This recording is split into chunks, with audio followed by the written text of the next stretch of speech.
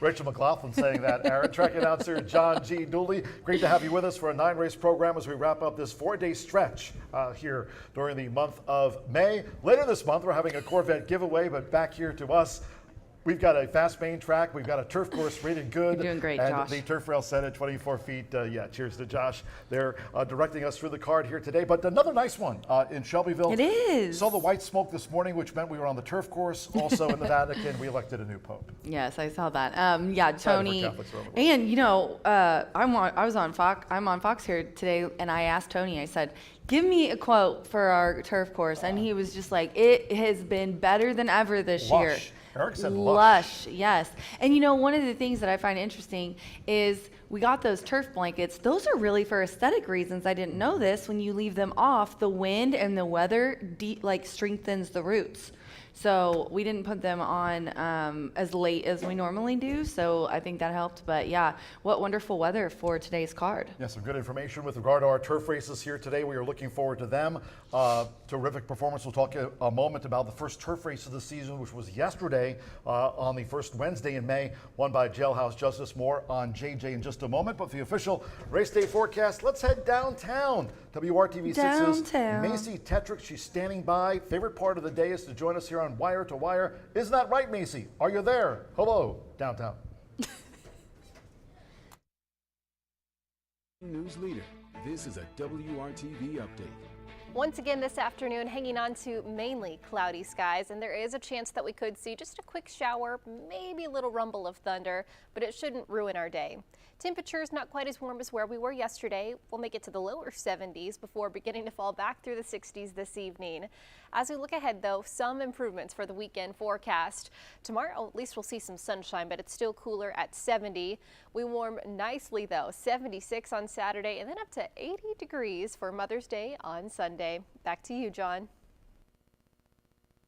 Cheers, Macy. Obviously, this is May. We have the running of the Kentucky Derby, won by Sovereignty for the Hall of Famer Bill Mott and Junior Alvarado, who, by the way, last night threw out the first pitch at Yankee Stadium. So yeah, we were talking about that earlier. He looked good too. Throwing out the first pitch for the Pinstripes. Yeah, I would be so nervous to embarrass, even though I played softball and I'm a relatively athletic woman. No, okay. But not if I was throwing out first pitch. I'd throw it. But yeah, the pressure of like messing up, you know. So good for him. Yesterday we mentioned Jailhouse JJ, but first, what a great start to this meet. 8-win, Tim Eggleston's off to a good start, Gennaro Garcia as well. John Harron part of that conversation. And yesterday, kicking off the card with a couple of wins here yesterday for John Harron. Alberto Burgos, also last year's leading jockey with 81 wins. As we go back in time to yesterday, quick race rewind of some of our star performances here on Wednesday's racing program. Let's talk about CJ Storm, who comes with this rally from last to first. Check out that red cap, that wide sweeping move. In fact, John's horses were 1-2, including Leo Springs, the runner-up. Yeah, and you know what? I figured since his Alberto's double was for John, then we would go ahead and show Joe's. But yeah, we're starting here with CJ Storm, and what a very nice trip on the outside, right, down the middle, down the lane there, and just looked really good doing it. Yeah, 22.05, 57.37 seconds, and obviously jockey Alberto Burgos was licking his chops. CJ Storm did the rest, coming from last to first. Another good ride here, closer to the truth. Alberto working a bit harder on this one to get John his double on the card, as Captive Heart had a good run with Santo Sandor, but here comes all the momentum, and that momentum went right over to closer to the Look how truth. hard she's trying. I mean, she really looked good. I kind of put a note to watch what she does next out as well and where he's going to put her. And then we did have, I definitely want to show these because they're not huge bombs, but they were good prices on these Joe Davis trainees in the first race and the second race. So he took the early double, Joe Davis, with the number 5 cheesesteak in the opener. Who doesn't love cheesesteak? Yeah, what a nice price as well. A victory here in Indiana, not in downtown Philly for cheesesteak, but a battling win makes that split right there, and that was the absolute decisive split under jockey Samuel Bermudez. Sammy B found that gap, took advantage of it, and cheesesteak does the rest. Nice price here. This was the first of the day yesterday to kick off the 50-cent early pick 5, and a winner at over 5-1, cheese steak with that cheese whiz right on top for Sammy B. Cheese whiz. And then in the second race, it was number 2. 1460. Yeah. That happens when you have a 4 to 5 favorite, definitely. So 1460 for that one. And the 2, Adios Ashwood. Oscar Villarreal, you and I have talked about him. He just looks really good sitting a horse, and this is a good example of that. Yeah, Little Jake figures to improve. This was Little Jake's first start of 2025. Adios Ashwood had that start under the girth, and at 9-2, another nice priced winner here, taking out the early double. We had that just over 6-1 winner in the first of the day yesterday, and here's Adios Ashwood, nice price as well. That's kicked off the $1 early pick 4 under Oscar. Yeah, and I thought it was really interesting. I was talking on to Mike Joyce yesterday when I was on, and I was like, do you ever just start handicapping and it's like you see the same number over and over again? And it was yesterday, it was the 4 for me. I loved the 4 in like every race. And I'll be dang if it did not win all 3 turf winners. Now, it was the number 5 because of a couple scratches, but they started out of the 4 hole. So I thought it was a pretty interesting little stat Tammy added on there today. Yeah, down in the casino. 3 and 4 seem to be hot. Casino-wise, open 24/7 here at Horseshoe Indianapolis. You like to see those 777s, but in But the case of we- betting turf racing, 4. concentrate on the 4. 4 is my Speaking of lucky Horseshoe number. Indianapolis Casino, good segue. That Corvette, we were teasing you at the top of the show, talking about that terrific Corvette. Let's take a look at it if we get a chance again. If you head to the Horseshoe Indianapolis Casino, of course, we're open 24/7. No live racing here tomorrow, nor Saturday, Sunday. Back with another Monday through Thursday week next week, including Wednesday's big Caesars Day and those terrific turf races here coming up this coming Wednesday. But how about this 2025 Corvette Stingray convertible 2LT giveaway at the end of this month? Stop by the casino. You have a chance to check out that Corvette for yourself, and maybe pick up the keys if you're the lucky winner. If it is keys and ignition, or maybe you push a button, or probably a push button. something like that. Yes, and head over to the casino. It is completely free to be a Caesars Rewards member, and you get lots of perks and bonuses, including a chance to win a new Corvette. You mentioned about that post position number 4, the number 4 for our turf races yesterday. We had 3 here on the Wednesday card, 3 more for our first turf races of the season that kicked off yesterday with a victory by Jailhouse Justice. It was JJ beating home, by the way. Get me a dub. 2024 Indiana Futurity winner was the runner-up yesterday to JJ. Terrific win. Tony Granitz, Tony Bradshaw. We remember, of course, Road to Louisville, that terrific contest that so many horse players enjoy with all of you here during the winter months when we're not racing here at Horseshoe Indianapolis. But JJ got it done yesterday, and terrific win there. Yeah, was really excited to see it. And if you guys don't know, we have a handicapping contest, Road to Louisville, and Tony Bradshaw and Tony Granitz teamed up to get JJ. We gave him, I forget, it was $15,000 or $20,000 to buy a horse, and then to keep it in training, and to make sure that you had money to pay for it for the first racing year. And after that year was up, Tony Granitz partnered with him, and JJ just loves the grass. He showed it yesterday.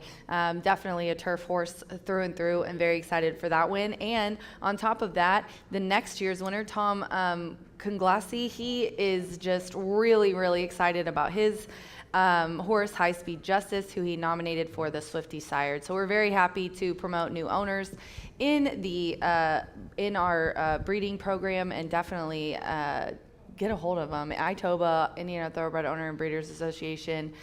Some of the horses have been really affordable and end up winning hundreds of thousands of dollars. So mentioned some of the trainers off to a hot start here with us this season early on, including Tim Eggleston, who's also off to a lightning quick start with his quarter horse wins as well, but also Gennaro Garcia, part of that conversation as far as the leading trainer goes here at the meet as we go through this first full month of the season, but also talking about John Herron. Jockey-wise, Marcelino Pedrosa Jr., another. He had a Cinco de Mayo win. He had that victory yesterday, did Marcelino. Joe Ramos off to a fast start. Fernando de la Cruz is also right there toward the top of the leaderboard, as well as Marcelino Pedrosa Jr., 3-time champion. And that was just, typical solid ride there on the best horse with Jailhouse Justice winning yesterday in our first turf race of the meet. I think this was as of yesterday, but Marcelino, 6 of 8, 6 of his last 8 across the board, including, I think, 2 or 3 wins. So, no shocker there.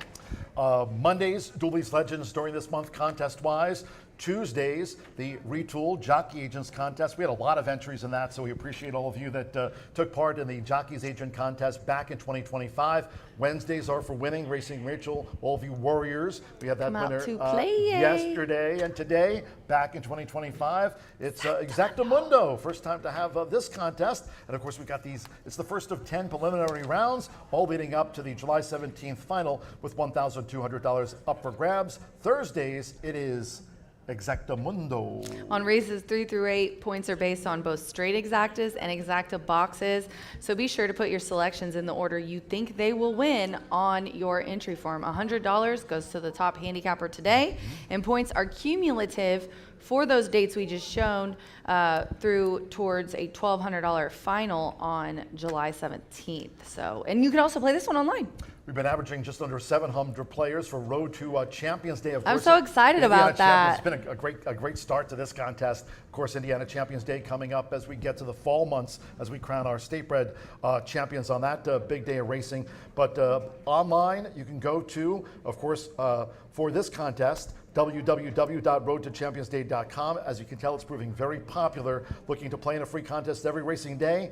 Check this one out. It is Road to Champions Day again.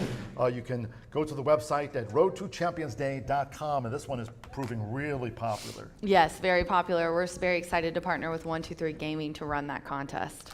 This coming Wednesday, again, no live racing tomorrow nor on the weekend. We'll be back Monday, Tuesday, Wednesday. This Wednesday, huge day of turf racing here. Let's keep our fingers crossed. We'll be checking with Macy Tetrick when we come back on Monday's edition of Wire to Wire about the weather next week with Macy, but hoping for a nice forecast for Caesar's Day on Wednesday. Yeah, super excited. And someone just asked me today on X about the Turf Pick 3. I do want to remind you guys that we are going to start the Turf Pick 3. It will be back on Caesar's Day. Maybe we should, I'll remind Aaron, but we should probably type something up visually wise so everyone can see that we will be continuing that dollar pick 3 on the turf races Caesar's Day. But yeah, very excited for 2 black types, the Horseshoe Indianapolis as well, $150,000 for each. It's usually one of my favorite days of racing because it's in the middle of the week. It's one of the bigger ones, and just hoping for some good weather and some great horses. They're probably hoping for the same this coming a week from this Saturday, talking about the Preakness Stakes on May 17th. You can watch and wager on it right here at Horseshoe Indianapolis. While we'll have no racing that day, and of course the Derby winner, Sovereignty, taking a pass this year. The Hall of Famer Belmont deciding to back off on his Derby winner. Won't run to the Preakness Stakes, but year in and year out, always a great betting race. Hope you can join us here at the First Floor OTB. You bet the Preakness a week from this Saturday. Yeah, our doors will open early. Obviously, we won't have racing, but you can come watch and wager at the OTB downstairs. We'd like to thank all of our sponsors here this year, including Brown Foreman Breed Development, and back in 2025, our Winner's Circle sponsor, that is Murphy Trailer Sales, with locations here throughout the Hoosier State. If you'd like to reach out to them, you certainly can. They've got a number. They're on the web at Murphy Trailer Sales. You can reach out to them for terrific customer service and loyalty since 1980. 765-361-88. Rachel's picked up her phone. She's dialing them as we speak. No, I'm supposed to go sign some paperwork for my car, and the guy just texted me. That's what I was looking at. Your car for You Murphy called Trailer me out. Sales? You let them know. No, I wish. But Woodford Reserve was here and Today? Tequila Herrador yesterday. Allie was here, and we have some really fun drink specials for our big day on Derby. I'm super excited. There's no knock on the announcer booth door. Oh, sorry. They take some samples. With a sample? I see where you're going with that. Also, speaking of b-helectric.com, there's their website. They've got locations here throughout the Hoosier State. There are not only Starting Gate, but tote board sponsor. You can check them out, BH Electric, at www.bh-electric.com. Locations in town, also in Seymour and Bloomington, Indiana. Hubler Ford, new sponsors with us here for 2025. I'm going to go move those trucks so everybody can see them. They're pretty awesome. Get out of the way. DriveHubler.com. Rachel's checking out the trucks today. I'll come pick you up Saturday. Deal. Social media-wise, we'd love to hear from all of you on X. You can reach out to us. I'm on the former Twitter at John G. Dooley. Racing Rachel with tens and thousands of Twitter followers there on X at Racing Rachel M, on Instagram at Racing Rachel M. Martha Clausen, she'll be along later today. Well, she's always on social media, but also part of the live broadcast, talking about the quarter horse maiden dash to close out the week here over the 350 yards. Fast track, a bit of a crosswind, and Martha also, of course, even talked yesterday about Mr. Michael and his accomplishments there at Remington Park this season, that Indiana-bred past champion. And Brian Aragoni standing by on Exit Mr. B analyst in a moment to talk about the 50-cent early pick 5. Quick commercial break here on this Thursday edition of the show. Don't forget, by the way, track-wise, we've got you covered not only on X, there's that handle, also on Instagram. Check out our YouTube channel at Horseshoe Indianapolis Racing. So after a timeout, main track here is fast. Great to be back on the turf course rated good. Turf rail set at 24 feet. We got those pick 5s. We've got the $1 early pick 4, the $1 late pick 4 presented by iToba. But after this quick commercial break, Brian Aragoni will be talking about the 50-cent early pick 5, where right now it's even money on Fawn Leibowitz. Fernando De La Cruz riding for Raymond Paquette III. Until next time, for Racing Rachel, track announcer John Giduli. Stick around. More to come on Wire to Wire. We're done. Have fun. Bye for now. How was that again?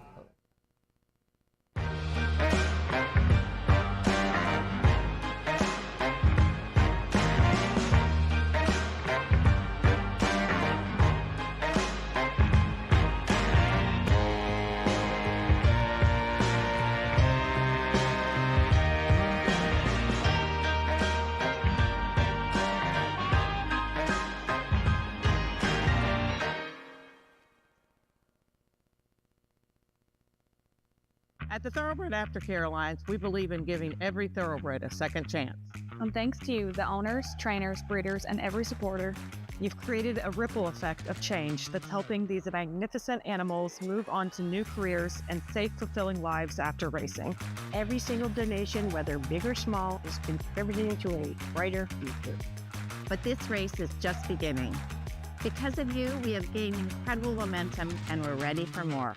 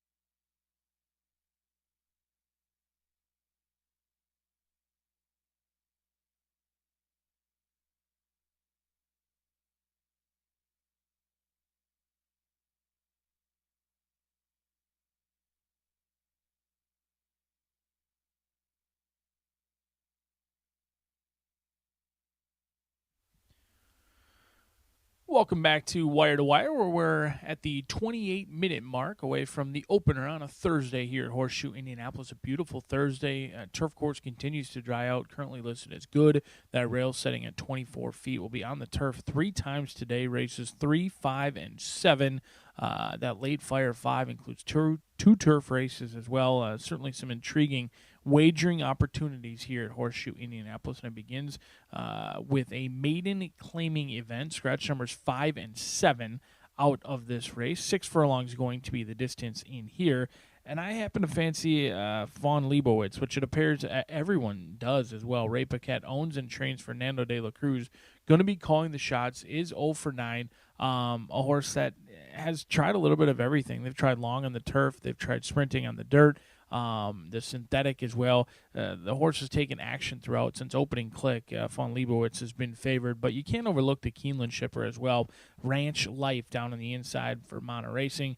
Dwahi sends out this 3-year-old filly by American Freedom. 0 for 11. Now, combined, the top 2 selections are 0 for 20. That could maybe open it up for somebody else, but I just didn't fancy anyone else in this race. Free Passage, I thought that horse was going to scratch. I've seen the back of a trailer. Plenty just ran on April 21st over at Santa Rosa. Comes back here after shipping over for a $2,600 purse. looking to pay some of those transportation fees for free passage with placing today in a $24,000 purse. But Ranch Life and Von Leibowitz kick it off in a intriguing but challenging, tough to feel overly confident opener here at Horseshoe Indianapolis. We kick off that $1 minimum pick 4 again yesterday. The pick 4 paid almost as well as that pick 5. We continue to see that gap diminish. $1 minimum has made a big difference. 15% takeout will begin in race number 2. Scratch number 7, Otis on the Cape. We'll go 1, 5, and 6 in here, trying to beat the 4-5 favorite in Golden Hornet, the Chicago shipper, trying to get that Indiana money on a huge class drop from 25,000 right down to 10. A horse who quit at optional claiming 40,000, quit at claiming 25,000, now takes on some tough customers in here. Prince of Pennies is a horse who had previously dropped anchor last time with the 5-year-old. Didn't drop anchor, went gate to wire at 8-1, and then galloped out best of the rest of that field. And I'd be very surprised if Golden Hornet is actually faster than Prince of Pennies. Prince of Pennies is awfully quick, so I know that I've got a little bit of a price who's drawn to the outside that's going to give Golden Hornet some company on that front end. So we'll try and beat the 4-5 morning line choice in race number 2, which kicks off the $1 pick 4. We'll step on that beautiful turf course of ours in race number 3 for the first of 3 times today. Scratch numbers 4 and 6. 1 mile going to be the distance, running for a generous purse of $40,000 for 3-year-old fillies. Optional claimers in here. And the turf course played very fair. I know we've only been on it a handful of times, but it played fair yesterday. You could be on the lead. You could come from just off of it. We saw horses close in very willingly. I think this is a challenging race. 7, 9, 10, and 11. Your 7 and 9 are likely to be heavily backed, and then the 10 and 11 are certainly horses I think you must use. Anything Manny Esquivel rides here at Horseshoe Indianapolis, you have to take a look at. He wins at 20%. And then Razzle Red, a horse who's been in good form 3 out of the last 4 races so far in 2025, has hit the exacta. Could be overlooked today at 8-1 morning line. The numbers are a little bit light, don't get me wrong. Does take a jump up in class in this spot, but has been in good form and gets the outside attack post as well. So 7, 9, 10, and 11 as we move to race number 4. Potentially the best betting opportunity of the day, in my opinion. 1, 2, 3, 4, and 7. I think this is a great betting race in this spot. You could go a variety of directions. You could hit the all button. There's some back class with no more fake news or whatnot. It's challenging to figure out who's going to be favored, let alone who you have to beat in here. Race number 4, in no doubt about it, the best betting race of the day, in my opinion. 1 mile going to be the distance, and any of them could win. Before we get to the 5th race, the hammer time of the day kicks off that Itoba pick 4, and it's a bit of a stab, but I have loved Haziel ever since the debut. A horse who was slow away on debut, slow away from the gate, made a good move mid-turn, was very green in the lane, and showed that there's some talent there, but still needed to figure things out mentally. Now comes back for her 4-year-old season. Didn't get the job done last year. Lightly raced. She's clearly had issues. She's only had 2 starts in each of those years. But I expect her to run big at first, asking off the layoff. And she gets, in my opinion, my favorite turf rider in that jocks room, Joe Ramos. He does a great job on either surface, but he does oftentimes get a ground-saving trip, and he's very patient. So hopefully Haziel works out for us at 5-1, because the 5th race is bound to be a race that everyone else spreads. So that's part of the deal here. Everyone's going to be very deep. They're going to try and go lighter either in the first race. Maybe they'll go lighter in the second race with the 4-5 that I'm trying to beat. I'm going to go skinny while everyone else is going to be 5 or 6 deep. That's where I want to try and get my separation. I'll single while everyone else is super deep in that race. And we'll do so in both the early and the late pick 5, because while everyone is going deep trying to spread, we're going to try and sneak one by a horse who's unlikely to go off favorite. I think that horse probably goes off around 3-1, 7-2 when it's all said and done, and we'll see if Joe Ramos can get Haziel home a winner. In the 5th, right around 4:23 Eastern Standard Time, whether you're tuning in on track in the jam-packed clubhouse with some excellent cuisine, or whether you're diving in on the simulcast feed, certainly thank you for your participation today on a Thursday here at Horseshoe Indianapolis. We've got an excellent card and plenty of opportunities for you to pad your wallet or your purse strings, whatever fits your fancy, 22 minutes from now.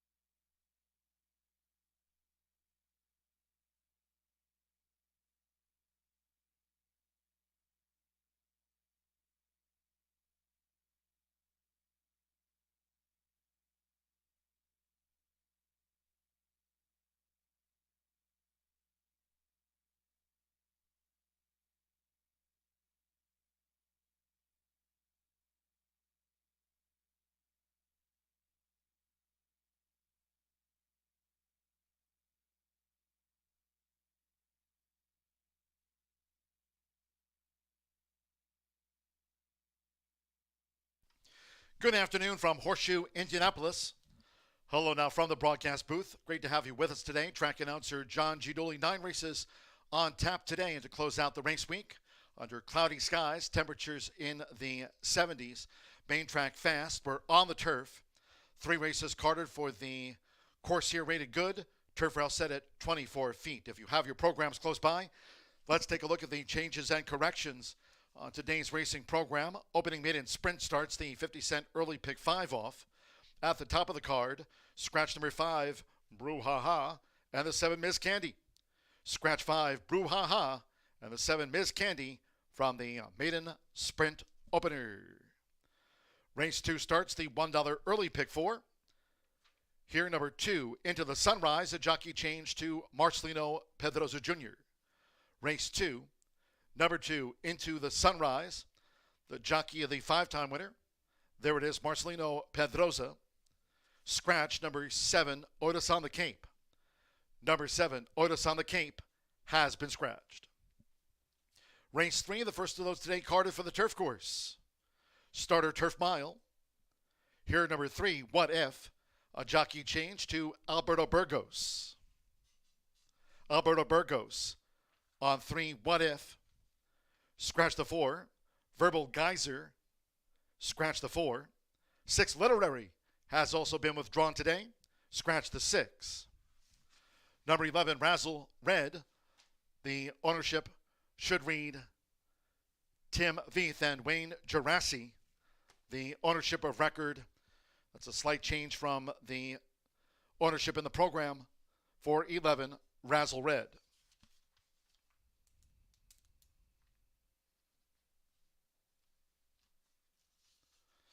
In the 4th race, mile starts the 50-cent late pick 5. No changes in the mile, due at 3:53. In the 5th of our 9 today, maiden turf mile. Scratch the also eligible 13, Money Monday. Number 13, Money Monday. That was an also eligible scratched. And in the body, number 1, Spirit Math, 4 pounds over the program weight. Make the 1 4 over in race 5. So the 6th race we go. A couple of scratches, a rider change and overweights here. Number 1, Flaming Star, has been scratched. Take out number 5, Baytown Anubis, and scratch the 6, Mo Gray. Scratch the 1, 5, and number 6. 2, Miss Impress, a jockey change to Joseph Belmer. Joseph Belmer on the 2, Miss Impress. Couple of overweights. 8, Cat Spirit, a pound over. 9, Dreaming Smart, 3 over the weight, and the maiden juvenile sprint. In the 7th race, maiden turf, take out the 4, Hold the Phone, 10, Grand Slam, scratch the 12, Cha-Cha-Ching, scratch 13, Midnight Noir, and 14, Natural Rights. Note number 11, My Boy Bill, draws in. My Boy Bill, the number 11, will run. Scratch the 4, 10, 12, 13, and number 14. Race 8. Distaff Mile, scratch the 5, War Trinkets. Number 5, War Trinkets, has been scratched from the Fillies Mares Mile. Race 9, last of the day and of the race week here. 9th race closing the card with a quarter horse maiden dasher with a 350. Fast Track Crosswind. Overweights reported. 1, He's Secret Rocks, 2 over. 4, You Talking About Me, plus 3 pounds. 5, Runaway Deluxe, 7 over. No scratches, all 8 run. Clouds, mid-70s, main track fast.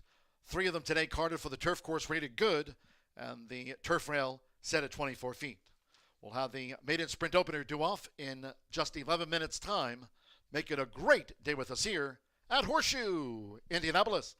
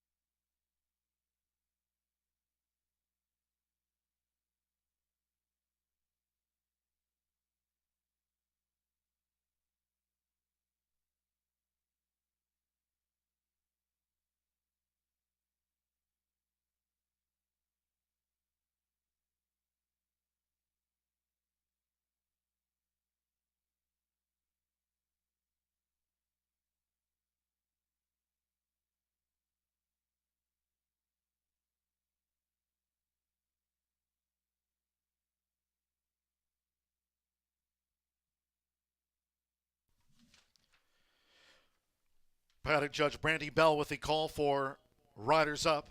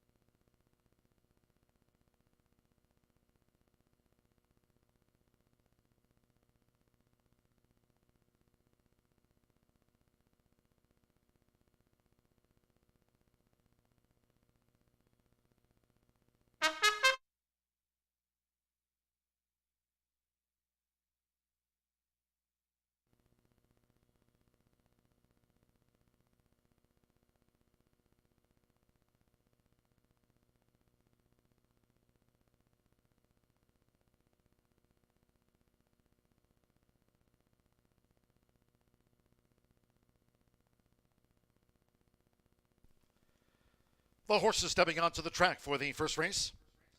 Maiden sprint at 6 furlongs, a field of 6.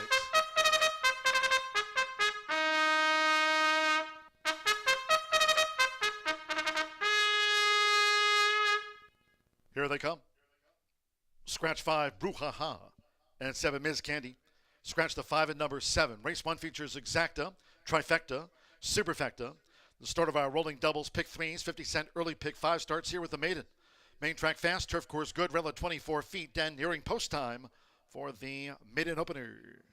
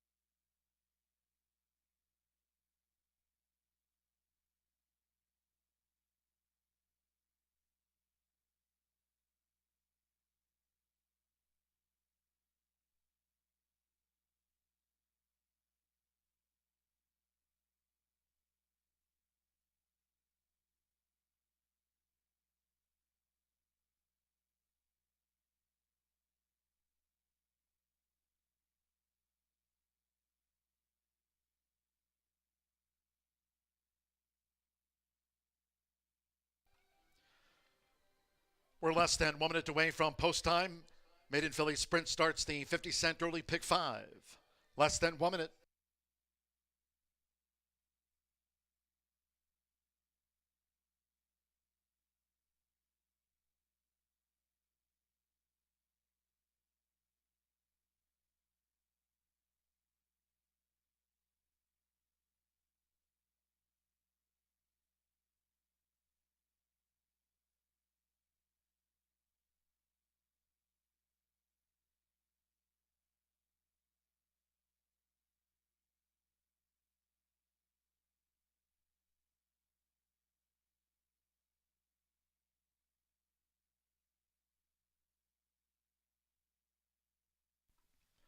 The horses are approaching the starting gate.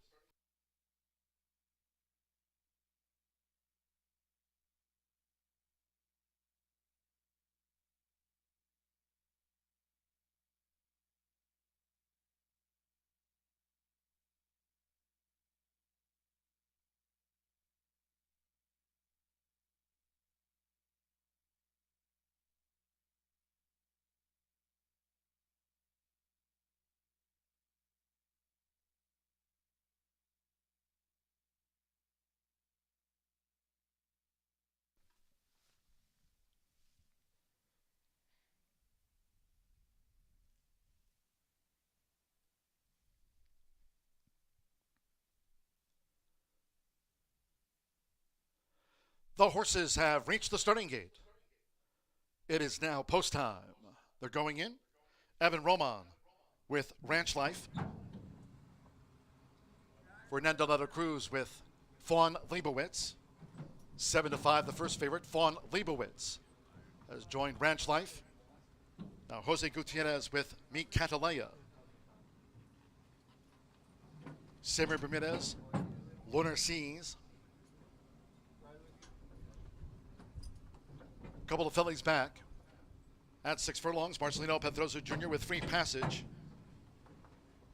She's dressed the same as me, Catalea. One more. Alberto Burgos in the second-time starter, Hobby. Main track fast to kick off for the first. They're in the gate.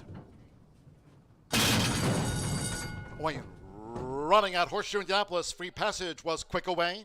Hobby showing good speed to vie early, and toward the inside is Meet Catalea, who's come out running in third as they make this dash toward the half-mile pole where Hobby is the overall leader for Alberto Burgos. Lunar Seas is running in fourth. Then Fawn Leibowitz and the Pink Silks running second to last and beaten for pace after a couple of furlongs. Ranch Life trails here in the Thursday opener. It's Hobby.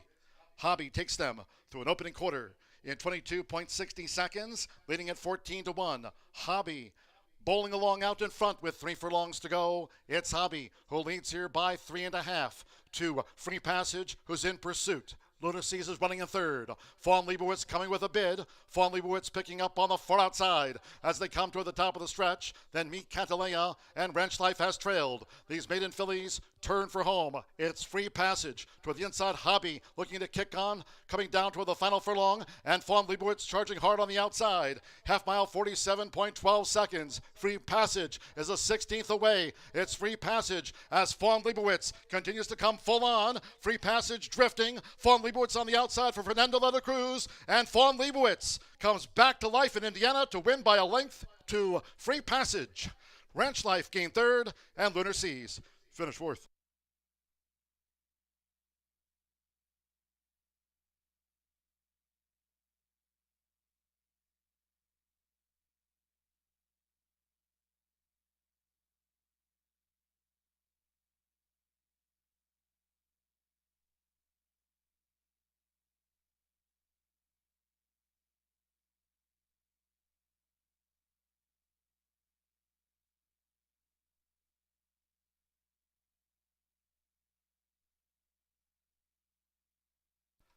$113.28 after the maiden filly sprint. $113.28. 26142. Fawn Leibowitz at 6-5 was first. Number 6, Free Passage at 5-2, track down. 1, Ranch Life, 5-2 third, and 4, Lunar Seas, 12-1 fourth. Hold all until official, 6-5, the first favorite. takes out the maiden, Fawn Leibowitz. Fernando de la Cruz for Ray Paquette III, back in Indiana to win at 6-5.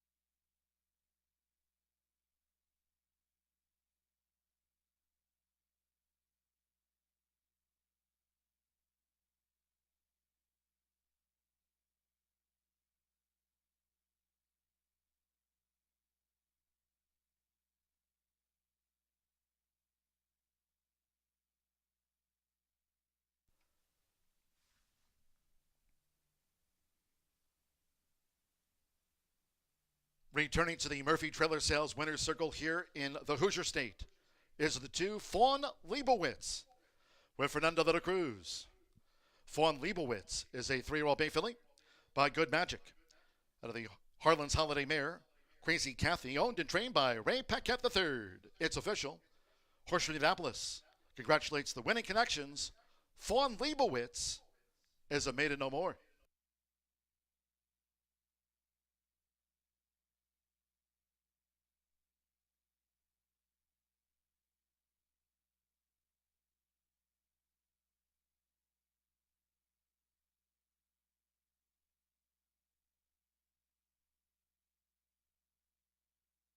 First results in. 2-6 exacta, $17 even. 50-cent trifecta, 2-6-1, paid an even $6. The 10-cent superfecta, Lunar Seas fourth, 2-6-1-4, $3.33. In the maiden filly sprint, 5 and 7 were non-runners. Favorite first. 6 ran, fast track, 113.28. 3, Meet Catalaya was claimed for $12,500. Claimed the Brody's Cause filly, the 3, Meet Catalaya. New owner, Mark Hickson.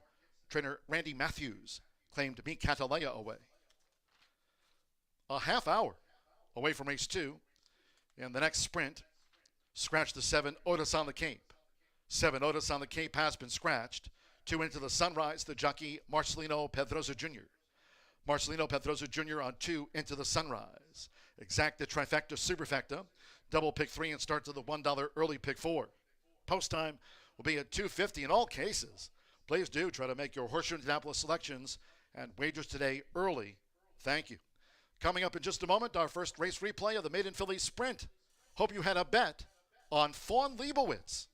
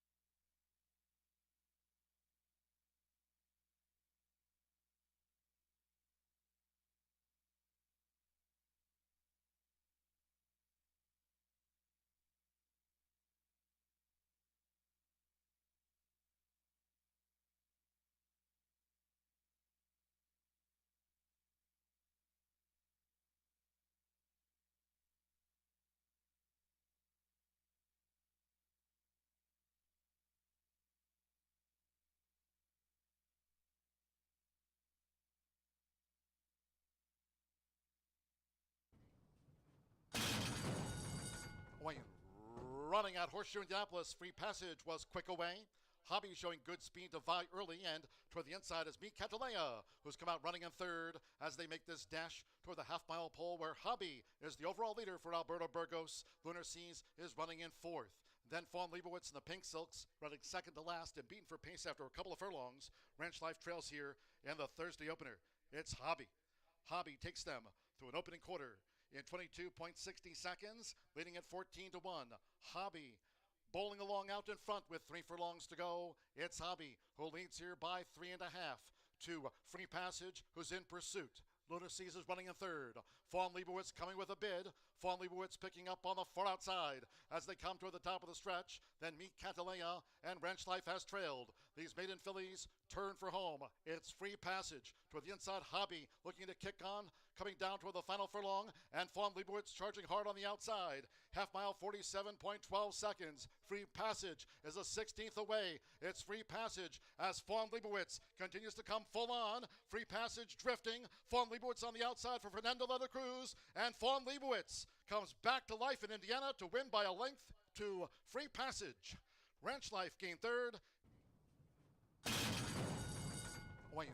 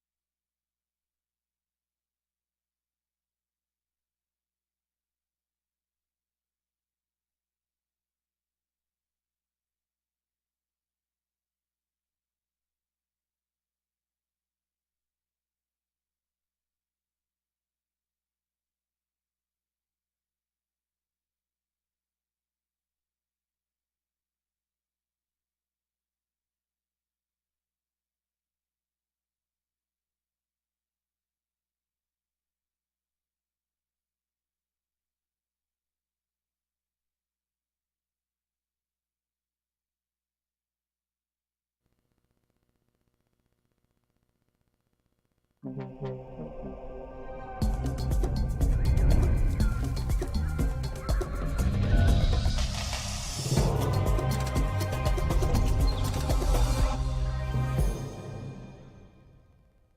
around. Spring is here. And no matter what you're planning or planting, it's nice to know Hubler Ford's got you covered for 200,000 miles. During Hubler's Spring Forward event, save big on a new Ford. You pay what we pay. Ford employee pricing for everyone. So spring forward, knowing Hubler's got you covered for 200,000 miles. DriveHubler.com.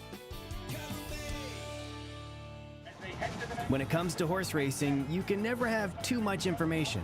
With Twin Spires, you can place your bets with confidence. Whether you use handicapping insights like our Brisnet speed ratings, prime power and past performances, the guidance of our experts' top picks, or just choose a name that catches your eye. Yes! No matter how you pick your horse, bet with Twin Spires. And now you can race to victory with Twin Spires tournaments. With over 200 flavor notes, every sip of Woodford Reserve Bourbon is a spectacle for the senses.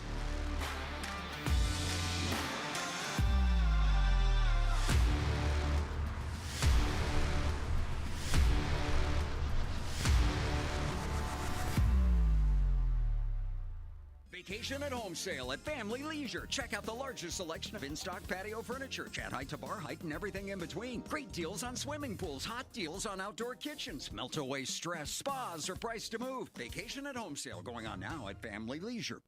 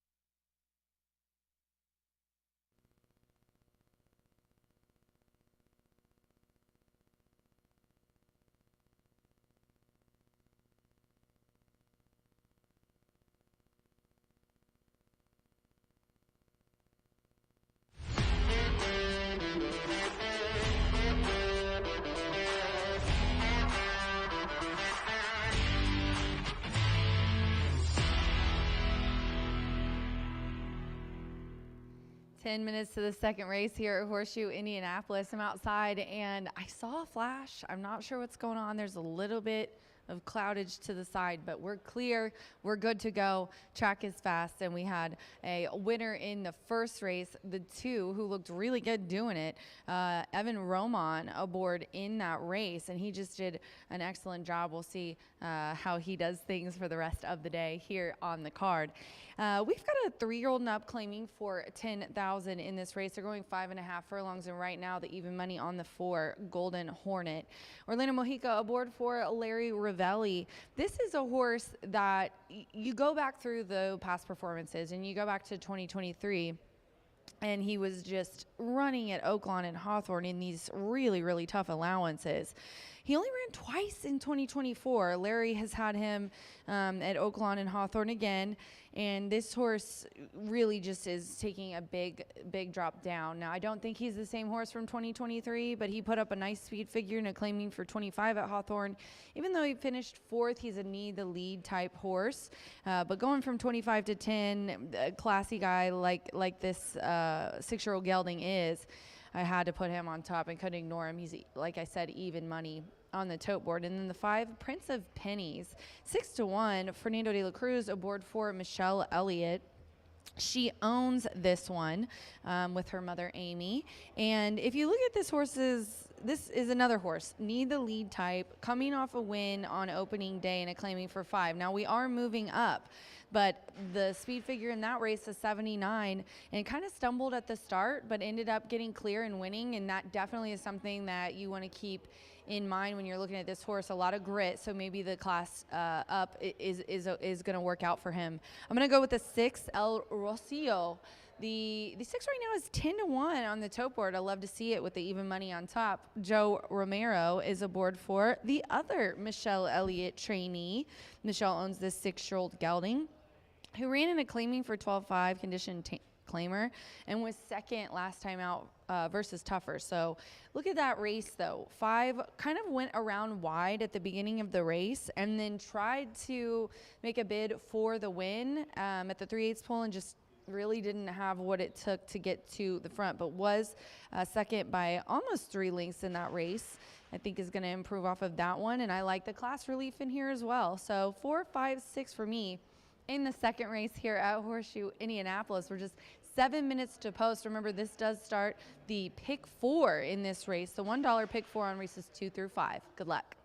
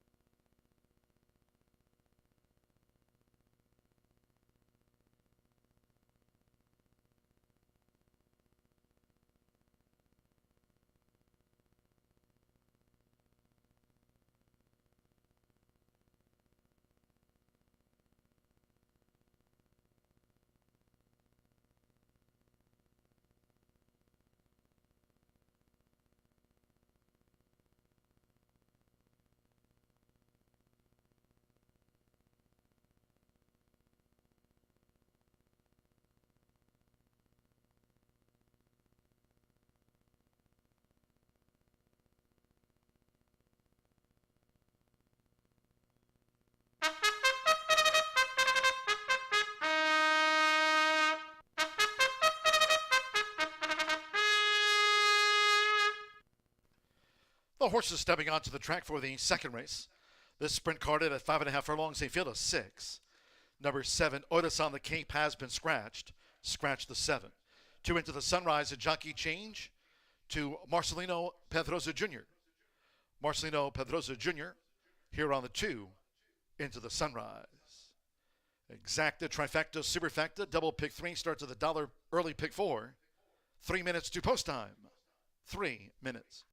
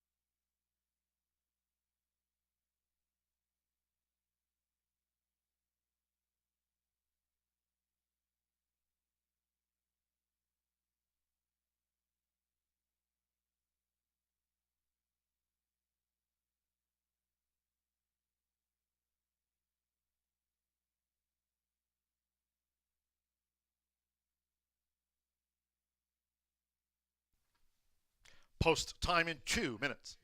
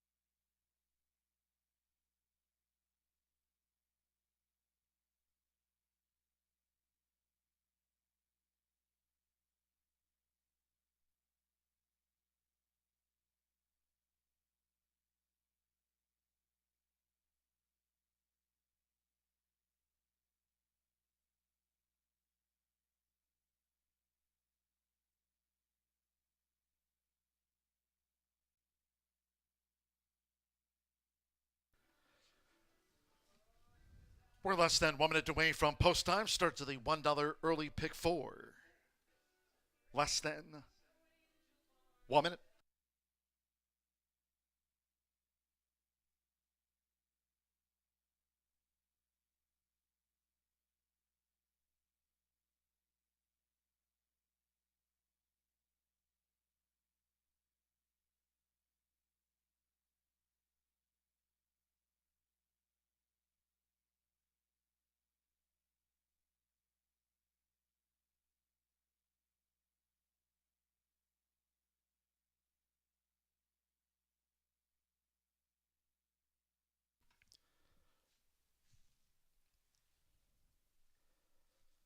The horses are approaching the starting gate.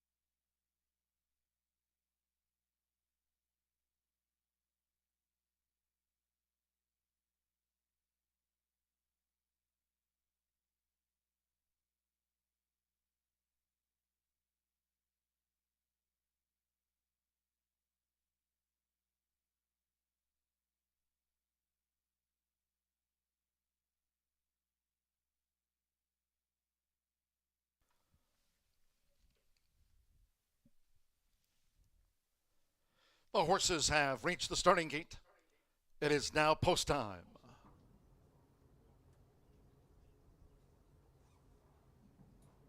Loading in front of starter Ray Kuick. Joe Ramos with Rocket 88.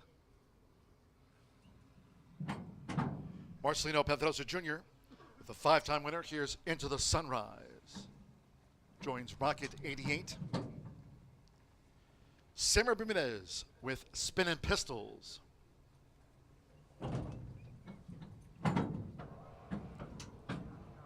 Orlando Mejica, Golden Hornet. Well, 6-5 on Golden Hornet. Now Prince of Pennies, Fernando de la Cruz, riding for the opening double. Fawn Leibowitz won the opener. One more, Joseph Romero with El Rosilo. This will be his 4th round of 2025 El Rosilo. Seconds of the day, they're in the gate. And they're off. Nice line out. Prince of Pennies broke sharp along with, on the outside, El Rosilo. Here's Golden Hornet now going for an early attack. As they go up the back, it's Prince of Pennies. For Fernando de la Cruz, Prince of Pennies narrowly from Golden Hornet pressing toward the inside, while El Rosilo is tracking them from third as they enter the far turn. Rocket 88 running in 4th. Into the Sunrise is running second to last, and Spinnin' Pistols trails. As they round the far turn, it's Prince of Pennies. Golden Hornet right there toward the inside. The quarter blasted past in 21.74 seconds coming toward the quarter pole with El Rosilo running in 3rd. Rocket 88 tipped to the far outside. Prince of Pennies spins them in with a 3-length lead. Then Into the Sunrise in the red cap and Spinnin' Pistols yet to fire into the stretch coming down toward the final furlong. In between horses, Prince of Pennies, El Rosilo on the outside and toward the rail is Golden Hornet. Rocket 88 down the center of the track. They're just above the 16th pole. And here's El Rosilo, who's taken the lead for Joseph Romero. They're near home. It's El Rosilo. El Rosilo has won it. Second photo, Rocket 88 on the wire. With Golden Hornet, Prince of Pennies finished 4th.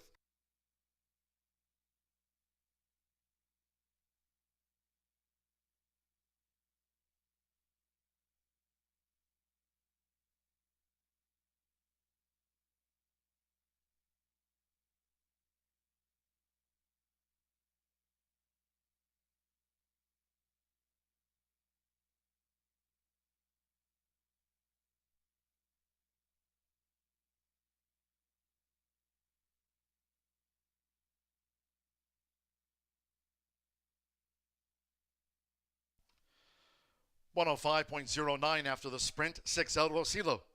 7-2 first. Second photo. It was 5-2 on 1. Rocket 88, 4-5 on 4. Golden Hornet. 5 Prince of Pennies will be back in 5th. Stand by for the judges' confirmation and the official. Apprentice Joseph Romero for Michelle Elliott. El Rosilo starts the early pick 4. The judges have posted number 1 Rocket 88 second, the 4 Golden Hornet third, and 5 Prince of Pennies fourth. 6-1, 4-5.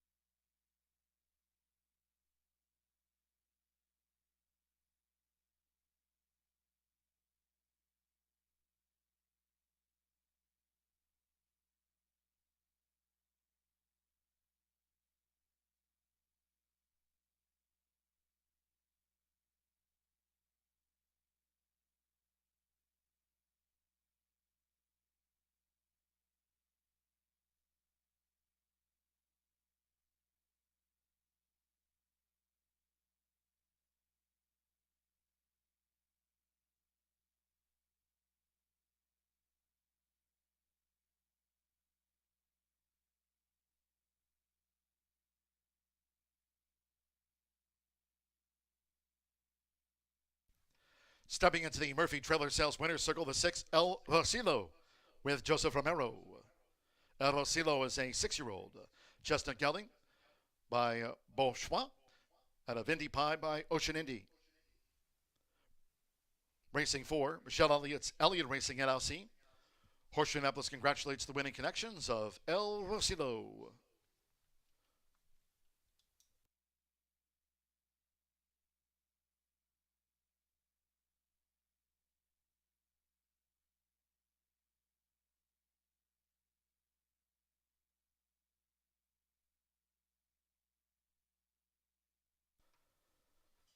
The 6-1 exacta paid $30.20.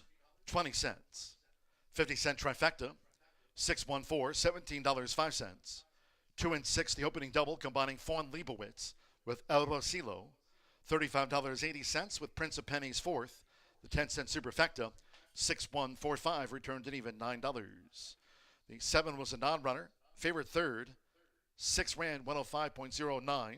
A claim for number 4, Golden Hornet, for $10,000. Golden Hornet was claimed by new owner and trainer Israel Garcia. Claimed Golden Hornet ran third. Race 3 of our 9 and the first of 3 today on the turf rated good. Rail 24 feet in the starter turf mile. Scratch the 4 Verbal Geyser and 6 Literary. Scratch the 4 number 6. Number 3 What If, the jockey Alberto Burgos. Rides number 3 What If. 11 Razzle Red, the ownership Tim Veith and Wayne Gerassi. Exacta trifecta superfecta, double pick 3, 322, post time for the turf.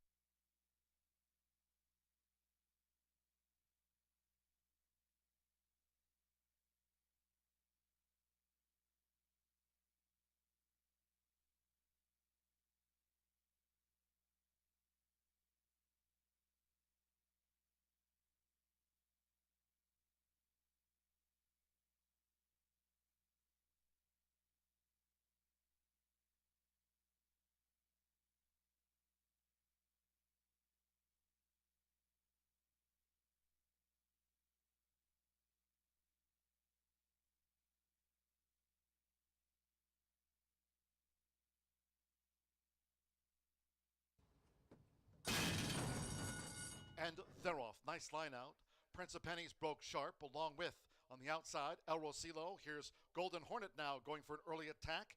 As they go up the back, it's Prince of Pennies. For Fernando Leto Cruz, Prince of Pennies narrowly from Golden Hornet pressing toward the inside, while El Rosilo is tracking them from third as they enter the far turn.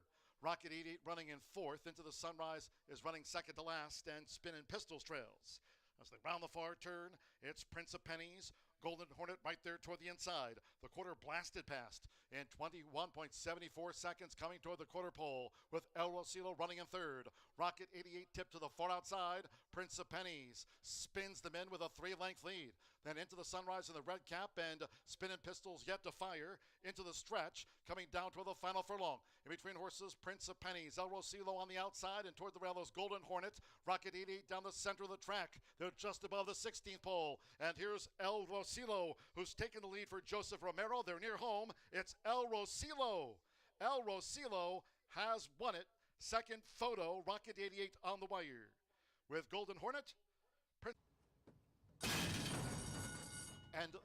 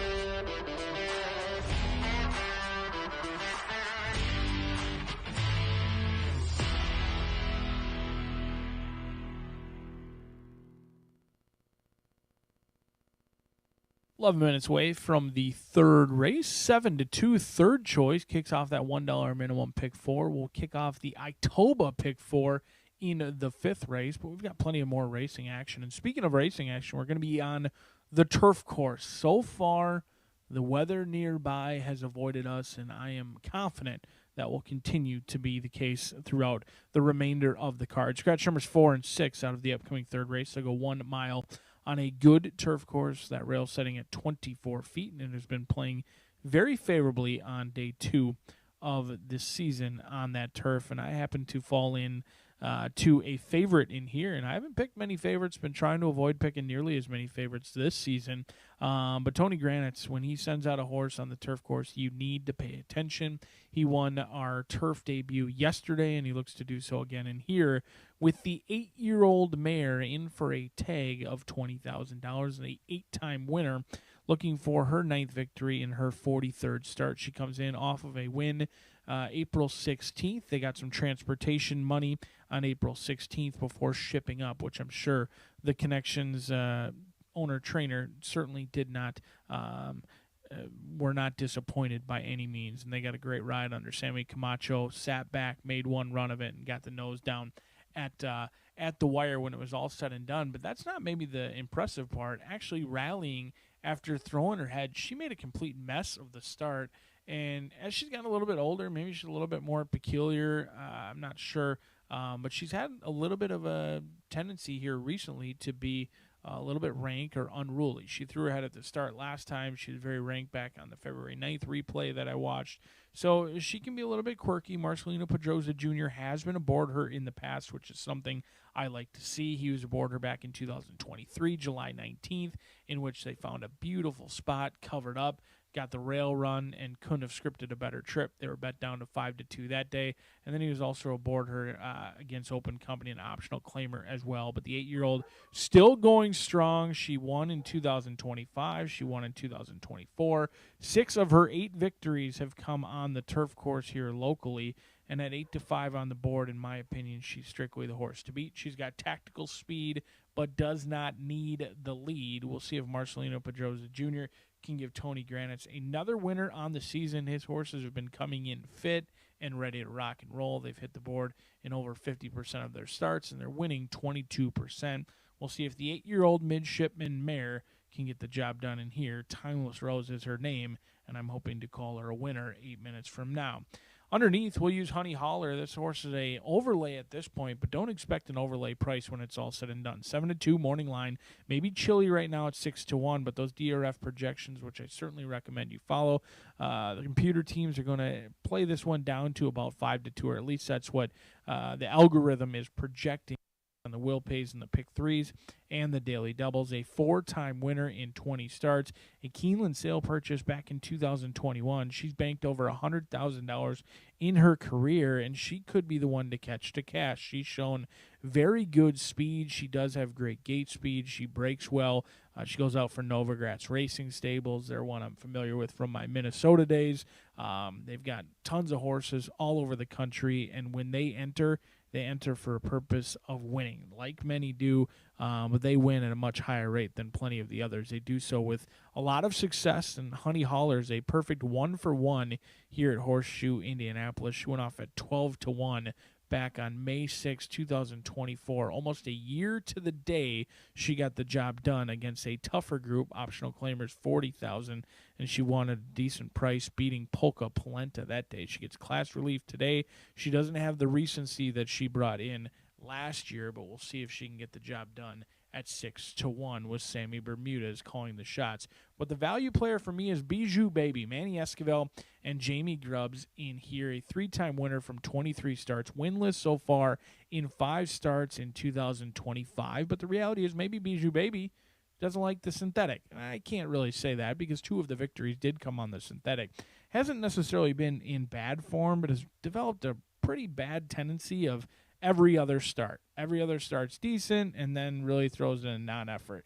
Ran 3rd back on February 6th, 7th, February 22nd. Now, maybe you can excuse for the quick turnaround, but then ran again March 28th and ran a good 3rd, and then came back at Keeneland and finished beaten by City Block that day. Now, Keeneland is a little bit different than the turf course here at Horseshoe Indianapolis, and it should not be overlooked that they claimed this 5-year-old mare for $16,000, and she is actually running in a protected spot. She's not eligible for a tag, so they must not be ready to give up on this good-looking daughter of Point of Entry. Despite being winless and hasn't hit the exacta since that claim, Bijou Baby has paid her way, and she'll continue to do so, hopefully with some success in here at 11-1. Manny Esquivel needs to have your attention anytime he is aboard.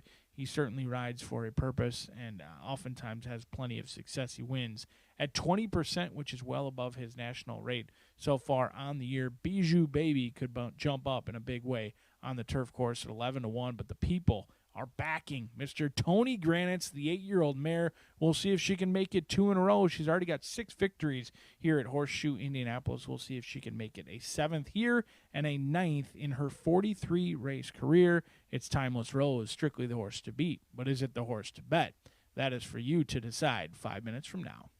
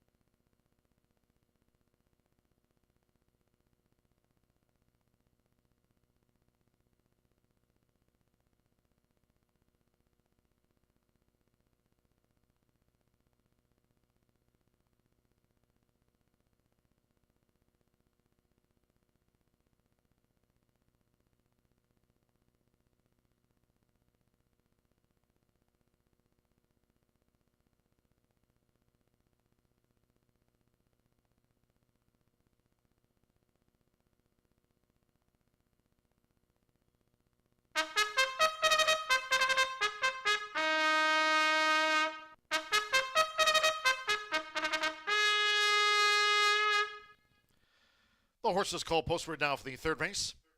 Starter Turf Mile. A field of 10. Scratch the 4 Verbal Geyser and 6 Literary. Scratch the 4 and 6. 3 What If. The jockey Alberto Burgos. Riding 3 What If. 11 Razzle Red, the ownership Tim Veith and Wayne Geraci. Exacta Trifecta Superfecta. Double Pick 3. Turf course good. Rel at 24 feet and a fast main track today.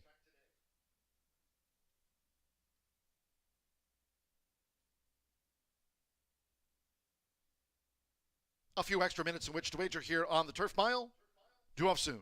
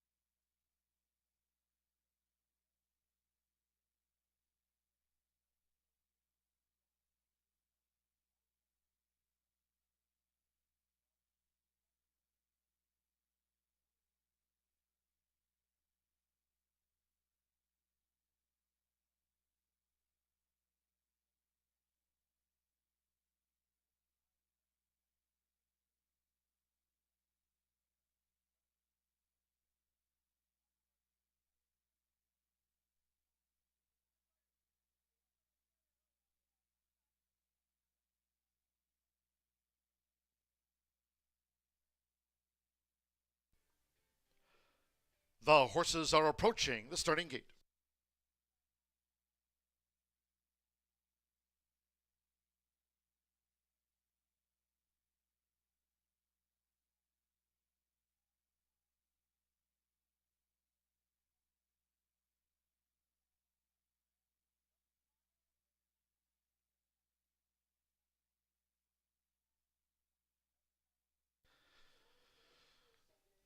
The Fillings Mares crossing over for the first time today to the turf course, approaching the gate.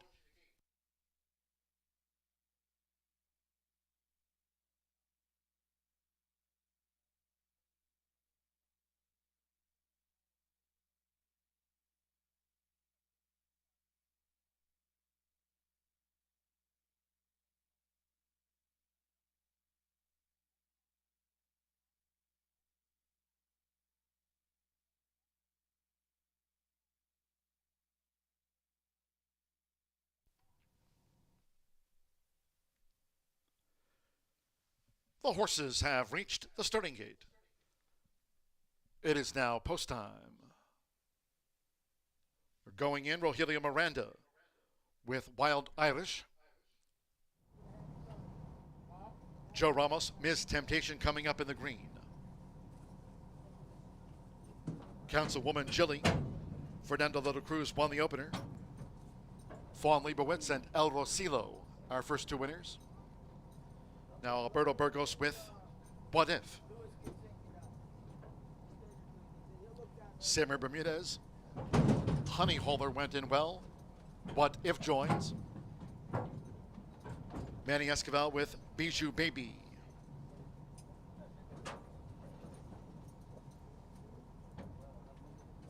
Bijou Baby loaded. Evan Roman with Castagna. Now apprentice Felix Ostadillo with Razzle Red. Couple them back. Marcelino Pedrosa Jr. with Timeless Rose. Well, it's 9-5 favorite on Timeless Rose over the mile, and one more. Sando Sanjo with Peacock Road. Course here rated good.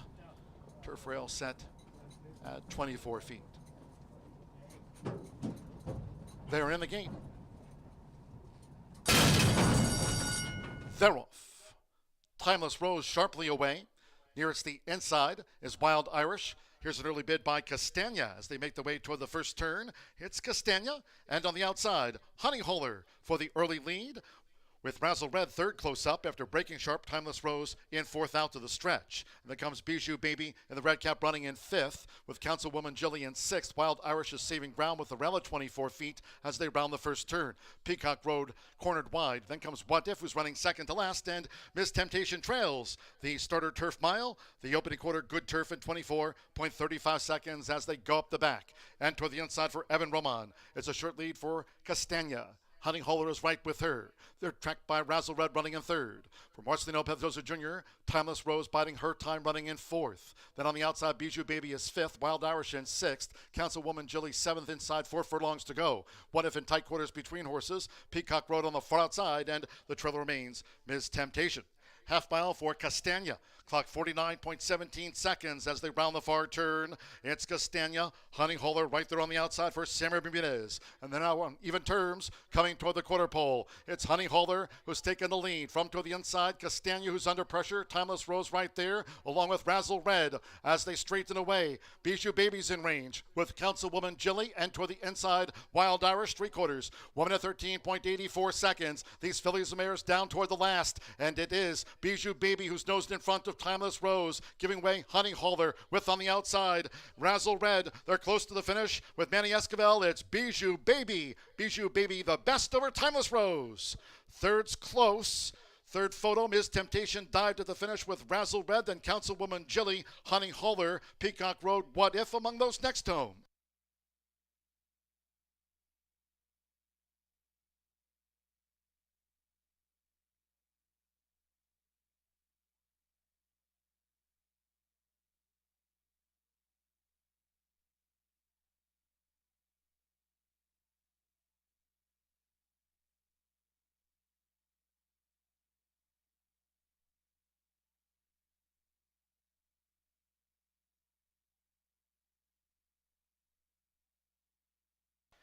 (10-7) then a show photo. 138.49 after the starter turf mile. 138.49. 10-7 show. This is on the bob, up to the judges.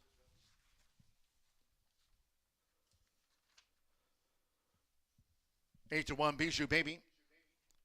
Point of entry mare, Manny Esquivel for Jamie Grubbs. 10-7 photo, hold all tickets.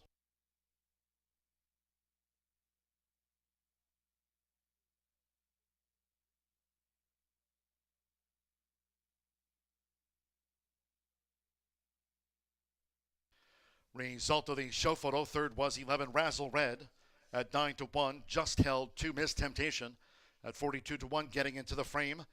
10-7, 11-2 after the turf.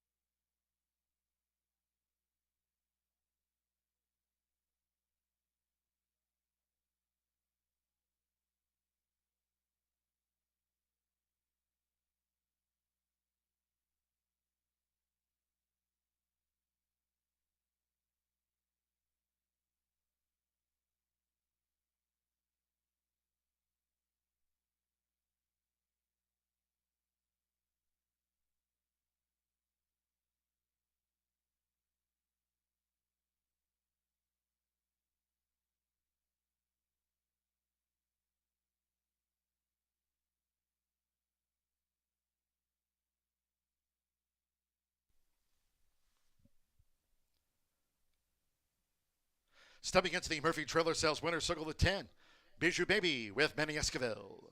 Bijou Baby is a 5-year-old bay mare by point of entry. Out of the Sligo bay mare, Neshama.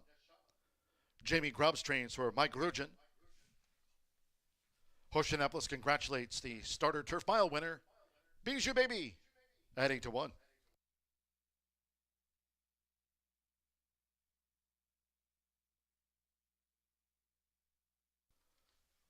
Third race official. The first of 3 today carded for the turf course. Good 138.49. The 10-7 exacta, $57.80. 50-cent trifecta, 10-7-11, $83.75. 6-10 double paid, $83.20. Opening pick 3, 50-cent pick 3, combining Fawn Leibowitz with El Guasilo with Bijou Baby, $93.20. With Ms. Temptation fourth, the 10-cent superfecta of 10-7-11-2, returned $204.66. 10-face starter Ray Kuick, 138.49 in the fourth. No changes in the mile. Exacta, trifecta, superfecta, double pick 3 starts at the 50-cent, late pick 5. Post time in 19 minutes at 3:53. Just to remind all fans here, no live racing tomorrow. Dark Friday, Saturday, and Sunday. First floor OTB open for simulcast wagering. Horseshoe Indianapolis Casino, 24/7. Next live race card on Monday. Monday post time will be at 2:10 p.m. Eastern. Monday, Tuesday, Wednesday, Caesars Day. And hope you can join us next Thursday, too, upcoming race week.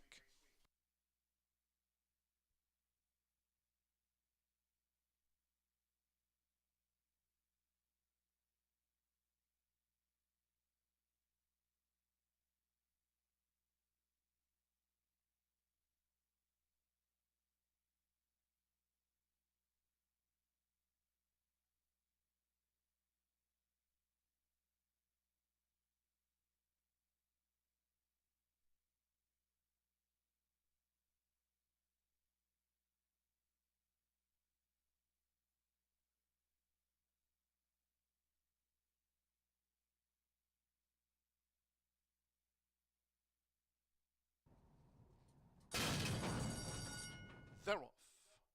Timeless Rose sharply away. Nearest the inside is Wild Irish. Here's an early bid by Castagna as they make their way toward the first turn. It's Castagna, and on the outside, Honey Holler for the early lead. With Razzle Red third close up after breaking sharp, Timeless Rose in fourth out to the stretch. And then comes Bijou Baby and the Red Cap running in fifth, with Councilwoman Jilly in sixth. Wild Irish is saving ground with the rail at 24 feet as they round the first turn. Peacock Road cornered wide. Then comes What If, who's running second to last, and Miss Temptation trails the starter turf mile. The opening quarter, good turf in 24.35 seconds as they go up the back. And toward the inside for Evan Roman. It's a short lead for Castagna. Honey Holler is right with her. They're tracked by Razzle Red running in third. For Marcelino Pedrosa Jr., Timeless Rose biding her time running in fourth. Then on the outside, Bijou Baby is fifth, Wild Irish in sixth, Councilwoman Jilly seventh inside, 4 furlongs to go. What If in tight quarters between horses, Peacock Road on the far outside, and the trail remains Ms. Temptation. Half mile for Castagna. Clock 49.17 seconds as they round the far turn. It's Castagna, Honey Holler right there on the outside for Samuel Bermudez. And then now on even terms, coming toward the quarter pole. It's Honey Holler who's taken the lead. From toward the inside, Castagna who's under pressure. Timeless Rose right there, along with Razzle Red as they straighten away. Bijou Baby's in range with Councilwoman Jilly, and toward the inside, Wild Irish 3/4. 1 minute 13.84 seconds. These fillies and mares down toward the last. And it is Bijou Baby who's nosed in front of Timeless Rose, giving way Honey Holler with on the outside Razzle Red. They're close to the finish with Manny Esquivel. It's Bijou Baby. Bijou Baby, the best over Timeless Rose. Third's close. Third photo, Ms. Temptation dived at the finish with Razzle Red.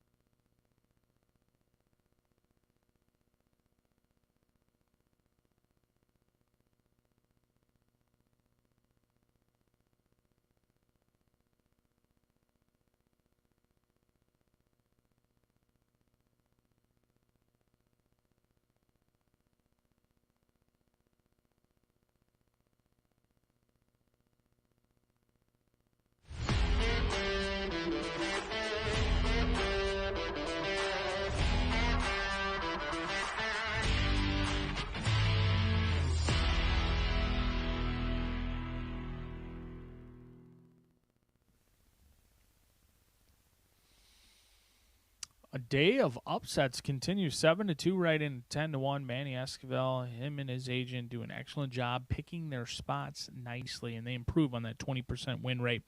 8-1 winner in the turf race, first turf race of the day. We'll be on the turf course again to kick off that Itoba Pick 4 in the 5th, but first, kick off that late Fire 5, and the early one is trending to pay very well because you've got two competitive races, and in fact, my opinion, two of the more compelling betting opportunities of the day in the 4th, 5th, and the other one probably the 7th race as well. We'll go 1 mile on the main track in here for 3-year-old fillies and upwards. You've got some accomplished mares taking on some others in here that are looking for yet another victory. And I'm going to go to Work to Live, who is currently favored, and that's a surprise to me because I was hoping to get 6-1 based on that morning line. A 7-time winner. All 7 victories have come really spread out. I mean, 5 on the synthetic, 2 on a fast main track. 3 of them did come in 2024. Has recently been knocking heads with some tough foes this winter over at Turfway Park. Now, I know she's a 5-time winner on the synthetic, but she hasn't really shown a whole lot since switching over to the Bill Morey barn from Steve Sherman, who is winning at an unbelievable 27% rate. But hopefully they've got her figured out. They've given her some time off. The 6-year-old mare comes back off of about a 3-month rest, and she draws the eye of one of our leading riders in Joe Ramos. On her best day, she shows good early speed. She does have the shortest way around the racetrack.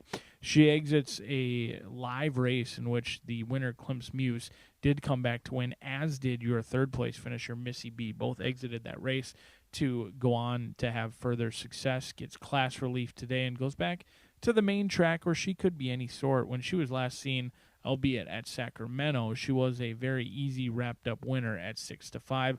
A horse usually takes action, and again today she's taking action as well. 2-1, currently co-favored with this good-looking girl, the 4-year-old filly, Vino Rosado, for Marcelino Pedroza Jr. and Chris Davis, the 3-time winner from 13 starts. Another one who goes synthetic to dirt in here, and she's making her dirt debut for Vino Rosado. 13 tries have all come on the synthetic or the turf. Her success has primarily been on synthetic. She's 5 for 7 in the exacta on the synthetic, and they think she can handle the dirt. And she does bring in good form. I don't really like to get so hung up on surface changes. If a horse brings in good form, that's good form, and the trainer certainly knows where they can run and how they will perform on that surface. So she must have shown something in the morning that they believe she can handle the dirt as well, and she's also protected in this spot. Many of them eligible for a tag, but not Vino Rosado. They want her coming back to the barn with them. We'll see if this 4-year-old filly can get her 4th victory and only start at number 14 today. Marcelino Pedroza Jr., one of our top riders as well, getting the call. Those two co-favored on top. But can I draw your eye to Miss Gina Lucille? You may have seen her on FanDuel TV, giving some excellent interviews. I'm looking for some tips myself. Ray Hernandez claimed for $5,000, has been laid off since October of last year, and runs protected. That has me curious, if anything. Miss Lucille's 2nd start of the season, and she's going to be aboard a one-time $5,000 claimer who's now running in a protected spot. And this 7-year-old mare by Harry's Holiday has some back class, and she's certainly somewhat of a win machine. She's done more than pay her way, despite going down to the $5,000 claiming ranks last time at Hawthorne. She made $36,000 in 2023. She made $30,000 with 2 victories in 2024. She's seemingly still going strong. She's looking for her 8th victory in 45 starts. An old warhorse in here gets the eye of Gina Lucille for timeless glory, and we'll see if this is a wise claim. The connections have been very patient. It's not ideal to lay a $5,000 claim off for 7 months, but it is intriguing that they return protected in this spot. 5 minutes away from kicking off that late Fire 5 ticket.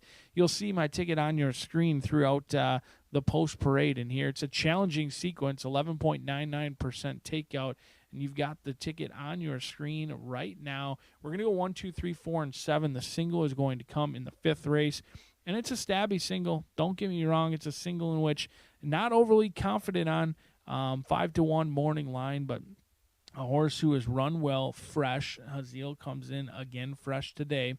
As the 7 riders getting the leg up, one will return with a large smile on their face and a winner of the 4th. Coming at you next.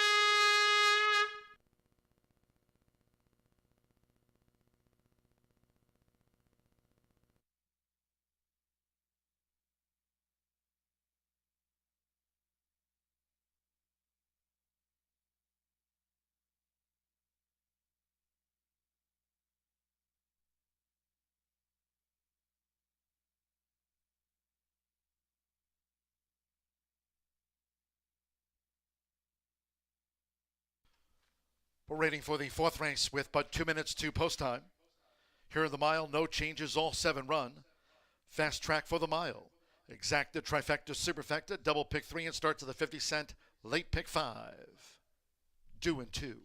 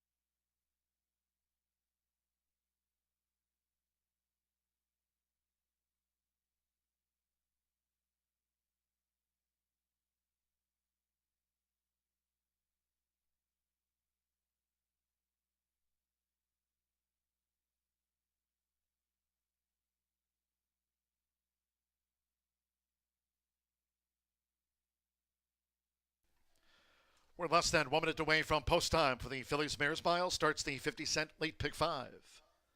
Less than 1 minute.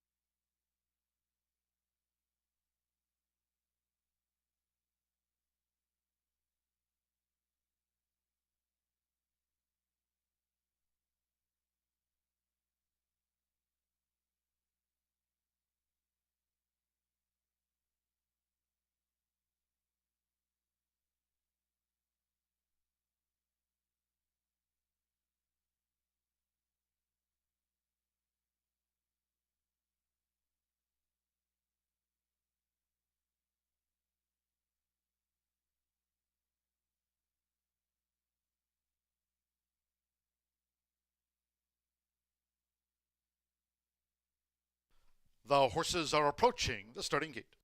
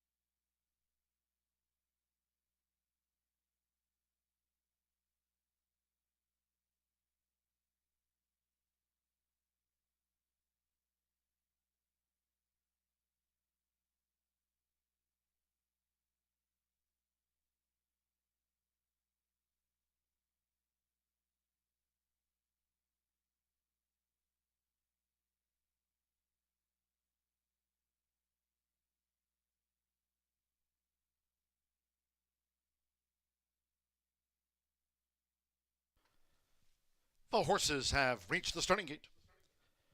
It is now post time. They're going in. Joe Ramos with Work to Live. Now bump of the night, Manny Esquivel riding for a double on the card. Luis Contreras with World of Wonder.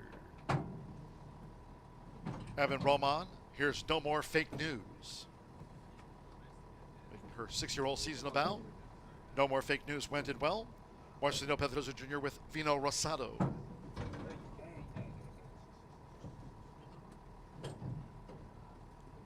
Just a couple of them back. Alberto Burgos with Getting Tipsy.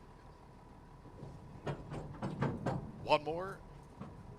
Gina Lucille with Timeless Glory. Work to Live, 4-5 favorite. They're in the gate.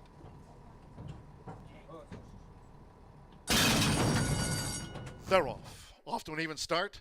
Fast start for World of Wonder. On the outside, Timeless Glory with an early bid, and Work to Live holds her position with the rail for Joe Ramos as they enter the first turn. Work to Live has pole position.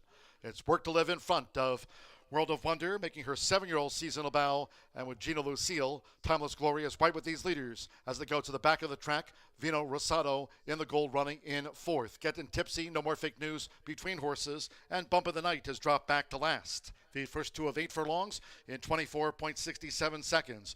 Work to Live leads the Phillies Mares Mile. It's Work to Live in front of World of Wonder and Timeless Glory 3 deep uncovered as they make this run toward the half-mile pole. On the outside, Getting Tipsy is vying for fourth with Vino Rosato.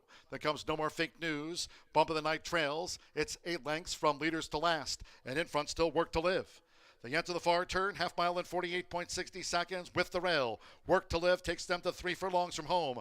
Timeless Glory is right there now making this move. Here's Timeless Glory up to Work to Live. World of Wonder Vibe, but has dropped back. Getting tipsy on the far outside. Vino Rosado has been saving ground as they come toward the quarter pole. Farther back to Bump of the Night and No More Fake News is last as they straighten away. Timeless Glory and Work to Live with Getting Tipsy coming with a sweep. Vino Rosado straightened away in fourth. 3/4 in 1 minute 13.16 seconds with Joe Ramos. It's Work to Live. Work to Live just clings on. Between horses, Timeless Glory. Vino Rosado with the rail, and here's Bump in the Night, who's bounding home from Manny Esquivel. Bump in the Night has come past Work to Live near home. It's Bump in the Night. Bump in the Night gets the result from Work to Live. Vino Rosado third, and Timeless Glory finished fourth.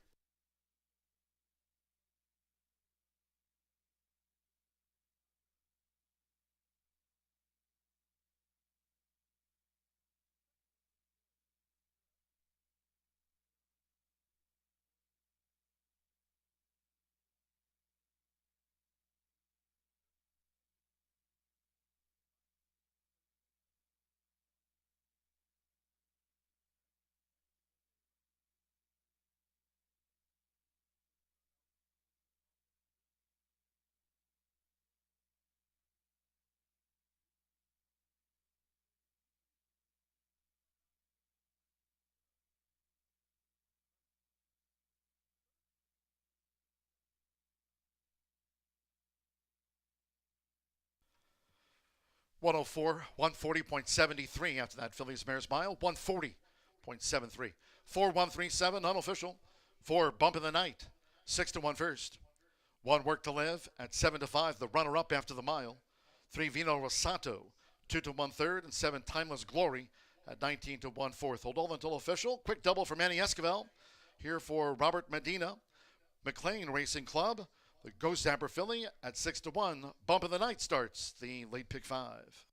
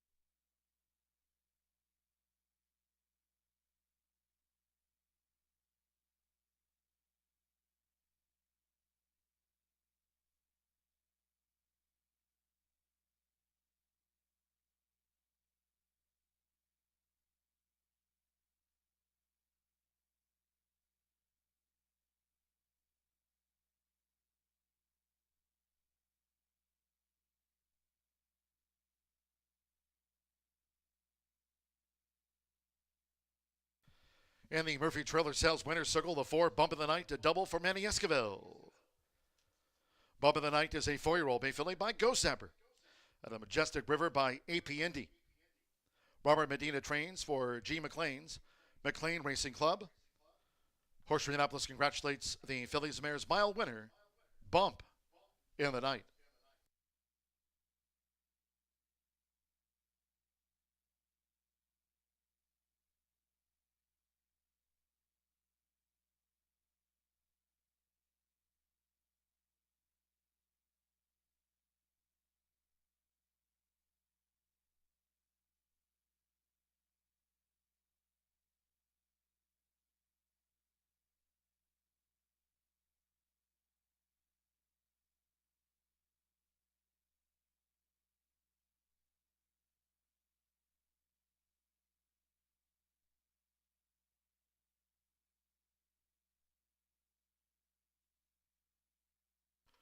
Result now official.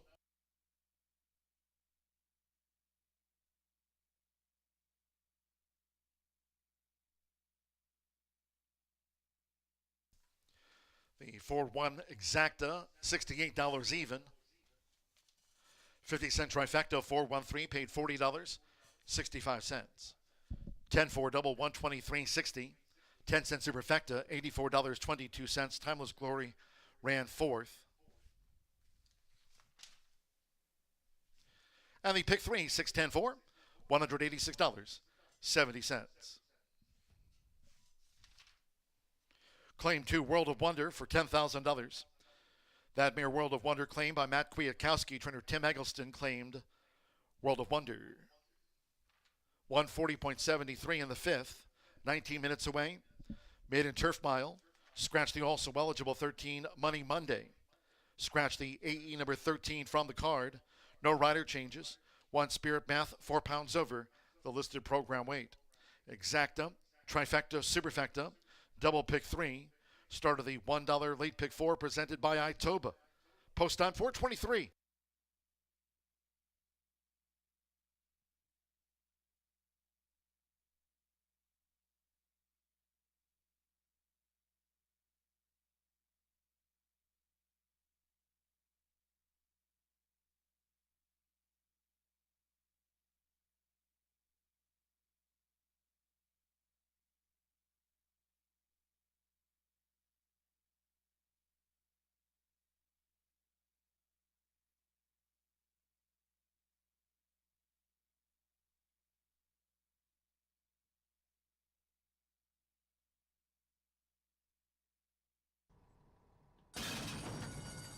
They're off. Off to an even start. Fast start for World of Wonder. On the outside, Timeless Glory with an early bid, and Work to Live holds her position with the rail for Joe Ramos as they enter the first turn. Work to Live has pole position.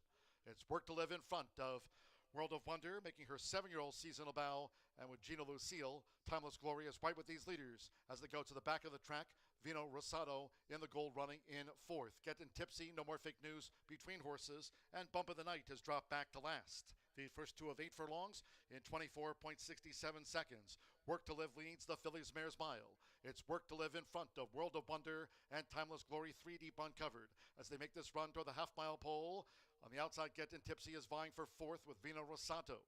Then comes No More Fake News. Bump of the Night trails. It's 8 lengths from leaders to last. And in front, still Work to Live. They enter the far turn, half mile in 48.60 seconds with the rail. Work to Live takes them to 3 furlongs from home. Timeless Glory is right there now making this move. Here's Timeless Glory up to Work to Live. World of Wonder vibe, but has dropped back. Getting Tipsy on the far outside. Vino Rosado has been saving ground as they come toward the quarter pole. Farther back to Bump of the Night, and No More Fake News is last as they straighten away. Timeless Glory and Work to Live with Getting Tipsy coming with a sweep. Vino Rosado straightened away in fourth. 3/4 in 1 minute 13.16 seconds with Joe Ramos. It's Work to Live. Work to Live just clings on between horses. Timeless Glory. Vino Rosado with the rail, and here's Bump in the Night, who's bounding home from Manny Esquivel. Bump in the Night has come past Work to Live near home. It's Bump in the Night. Bump in the Night gets the result from Work to Live. Vino Rosado third, and Timeless Glory finished fourth.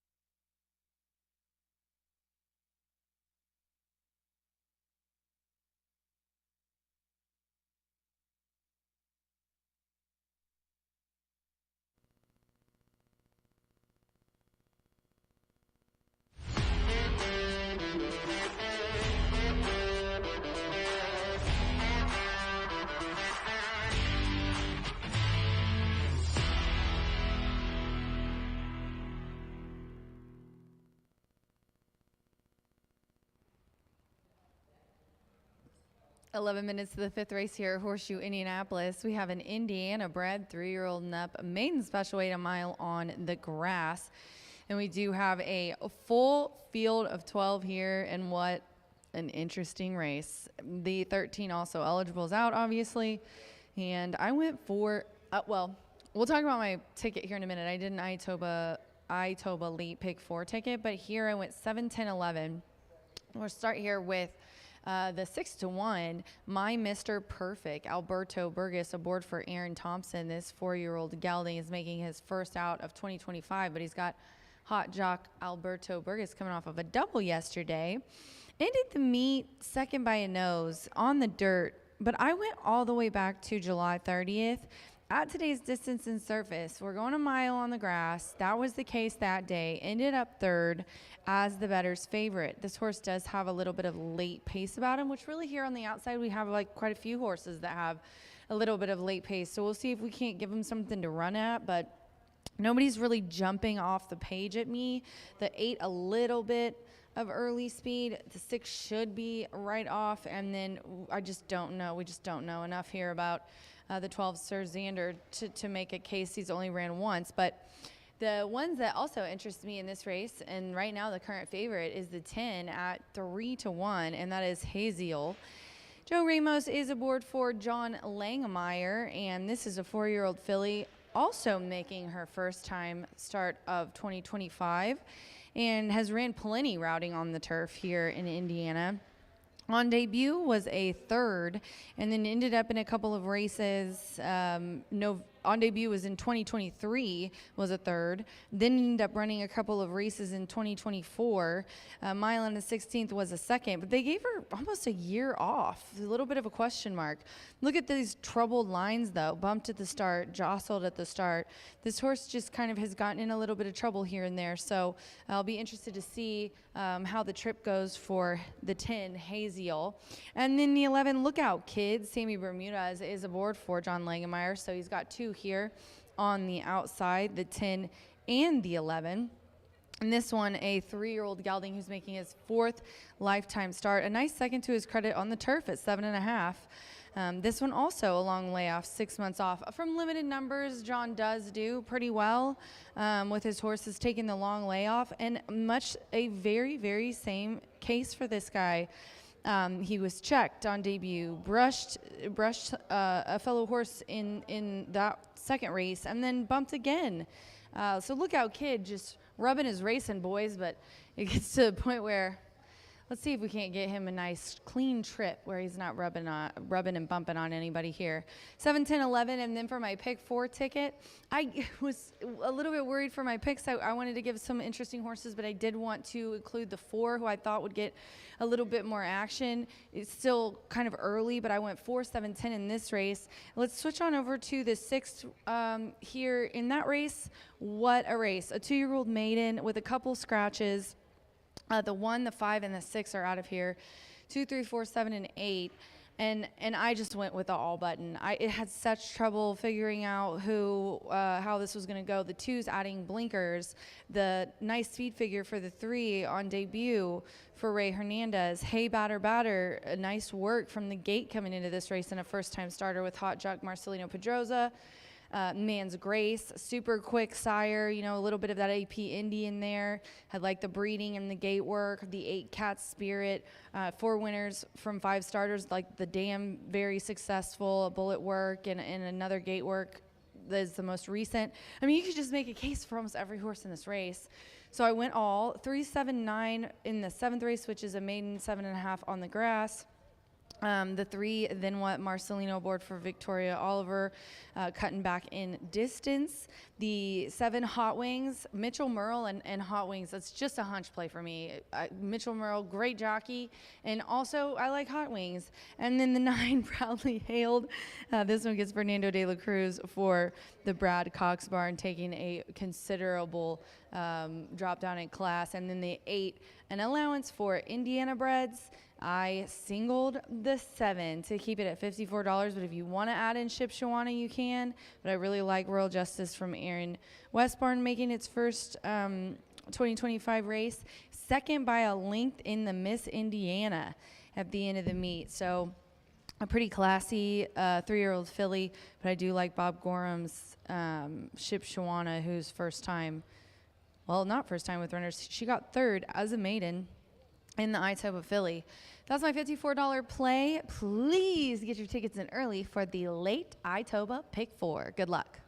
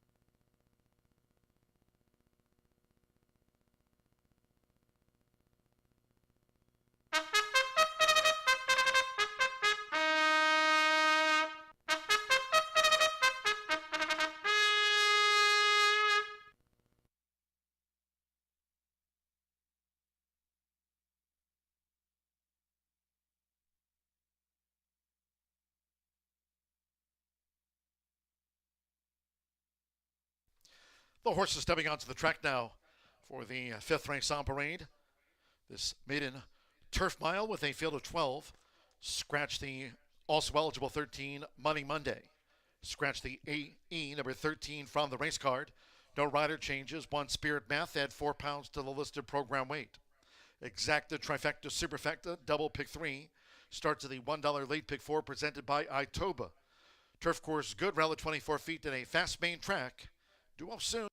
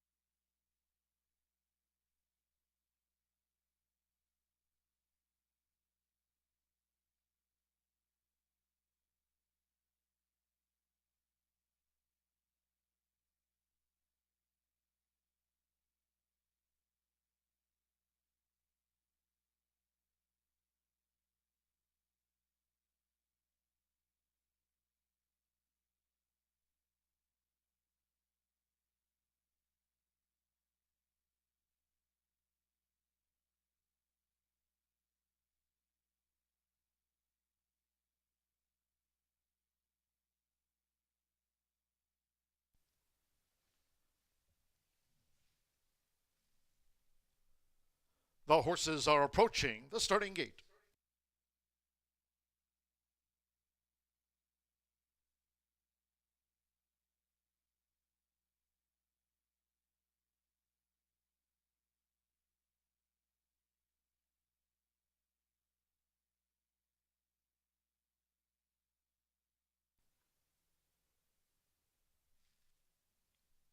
Crossing over to the turf course near the mile start for the maiden.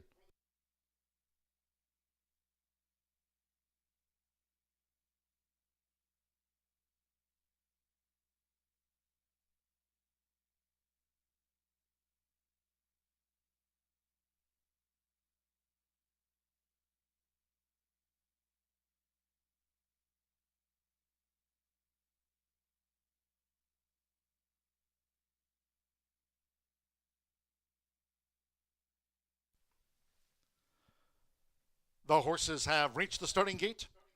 It is now post time. Felix Ostadillo with Spirit Math first in for the maiden. Alberto Burgos with My Mr. Perfect joins up. Santos Anjor with Nora's Fireball. Oh,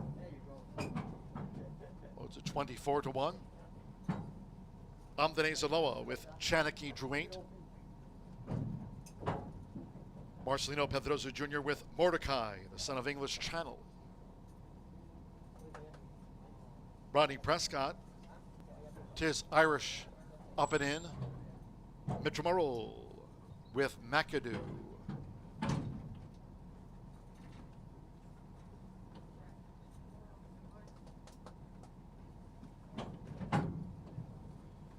Joe Ramos with Haziel.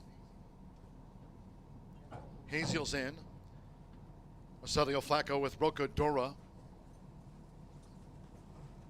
Sammy Ramirez, Lookout Kid, drew 11. Whiskey Trist. Joseph Romero won our second of the day for Michelle Elliott.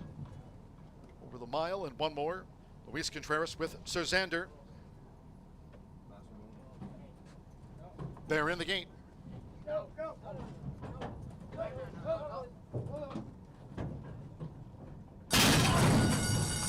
And they're off. Haziel bobbled at the start, drifts back. Spirit Math sharply away, along with McAdoo. Right there is Rocadora with an early bid. Here come charges by, on the outside, Tis Irish and Chanakee inside of Tis Irish as they make their way toward the first turn.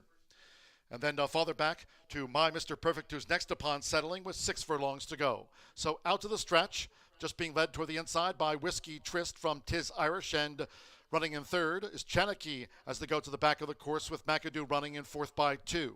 Then comes Rocadora in fifth. My Mr. Perfect is 6th. Spirit Math, the ground saving 7th, with Lookout Kid running in 8th. Toward the inside is Mordecai running in 9th. And then farther back to Lookout Kid, who's out deep on the course, coming around Nora's Fireball. Then Sir Xander gets the squeeze back to 12th. The quarter in 22.77 seconds, going past the half-mile pole with Joseph Romero. Whiskey Trist leads the maiden turf mile. It's Whiskey Trist clocked a half mile in 47.37 seconds.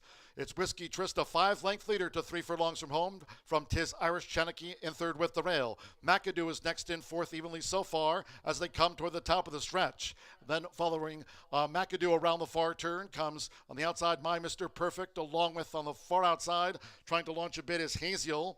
Dropping back toward the inside is Rocador, then Sir Xander, along with Mordecai, Spirit Math, and finally Nora's Fireball. They straightened away 3 quarters in 1 minute 12.17 seconds, and McAdoo coming with a charge. Whiskey Trist, dire moments now. McAdoo's nosed in front. My Mr. Perfect now battles McAdoo as they come down to the final 16th. Lookout Kid is into third. McAdoo with the rail for Mitchell Merle. It's McAdoo. McAdoo in a driving finish by a neck over My Mr. Perfect. Lookout Kid was third. A gap away Whiskey Trist fourth. Haziel was next after a bobbling start. And then further back was Mordecai with Nora's Fireball and Sir Xander head of the rest home.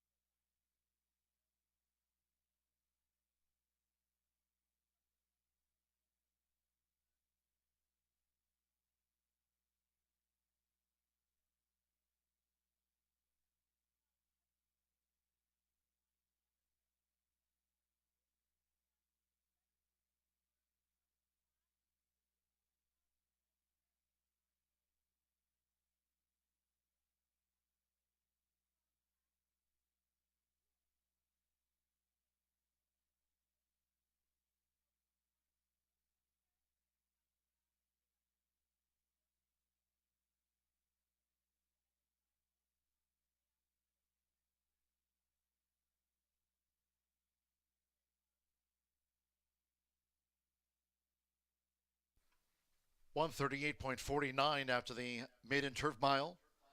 4:7:11:6 for McAdoo. 5-2 first.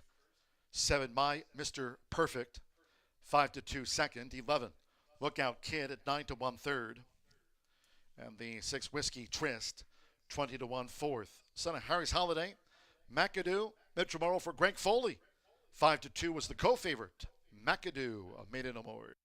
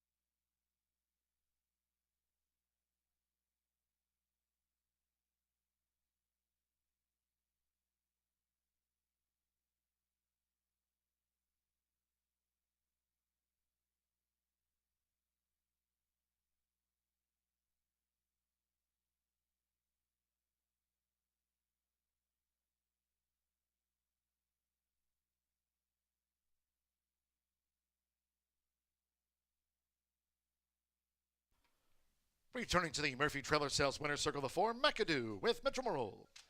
McAdoo is a 3-year-old bank colt by Harry's Holiday out of the Flatter Mare with Wonder. Greg Foley trains for Travis Foley's Tag Team Racing and Jerry Romans Jr. getting off the mark in his 6th run. Horseshoe Indianapolis congratulates the winning connections of McAdoo out to the maiden ranks at the shoe.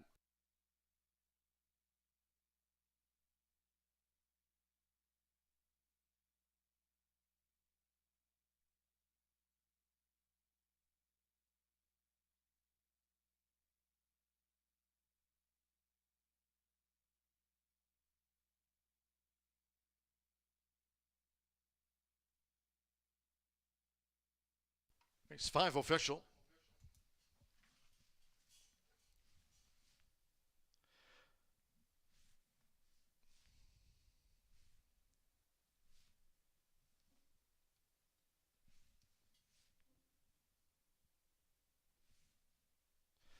The 4-7 exacta paid $32 even, 50-cent trifecta. 4-7-11, $47.35. 4-4 double, $86.40. Whiskey Tryst back in 4th. The 10-cent superfecta, 4-7-11-6, returned $84.96. 10-4-4 that pick 3. The $1 early pick 4 on 404, $2,646.10. The pick 3 on races 3, 4, and 5 returned $202.70. 50-cent early pick 5 on 5 of 5 for $3,784.75. 12 ran in the maiden turf mile. McAdoo co-favorite first, 138.49. 18 minutes away from race 6, maiden juvenile dash over the 5 furlongs, a field of 7. Scratch 1 Flaming Star, a field of 6. Also take out 5 Baytown Anubis and 6 Mo Gray. So 3 scratches, it's down to 6. Take out the 1 Flaming Star, 5 Baytown Anubis, and the 6 Mo Gray. So 6 run in the maiden juvenile. The 2 Miss Impress, the jockey Joseph Bimmer. Rides 2 Miss Impress. Exacta trifecta superfecta. Double pick 3, 4:53 post time.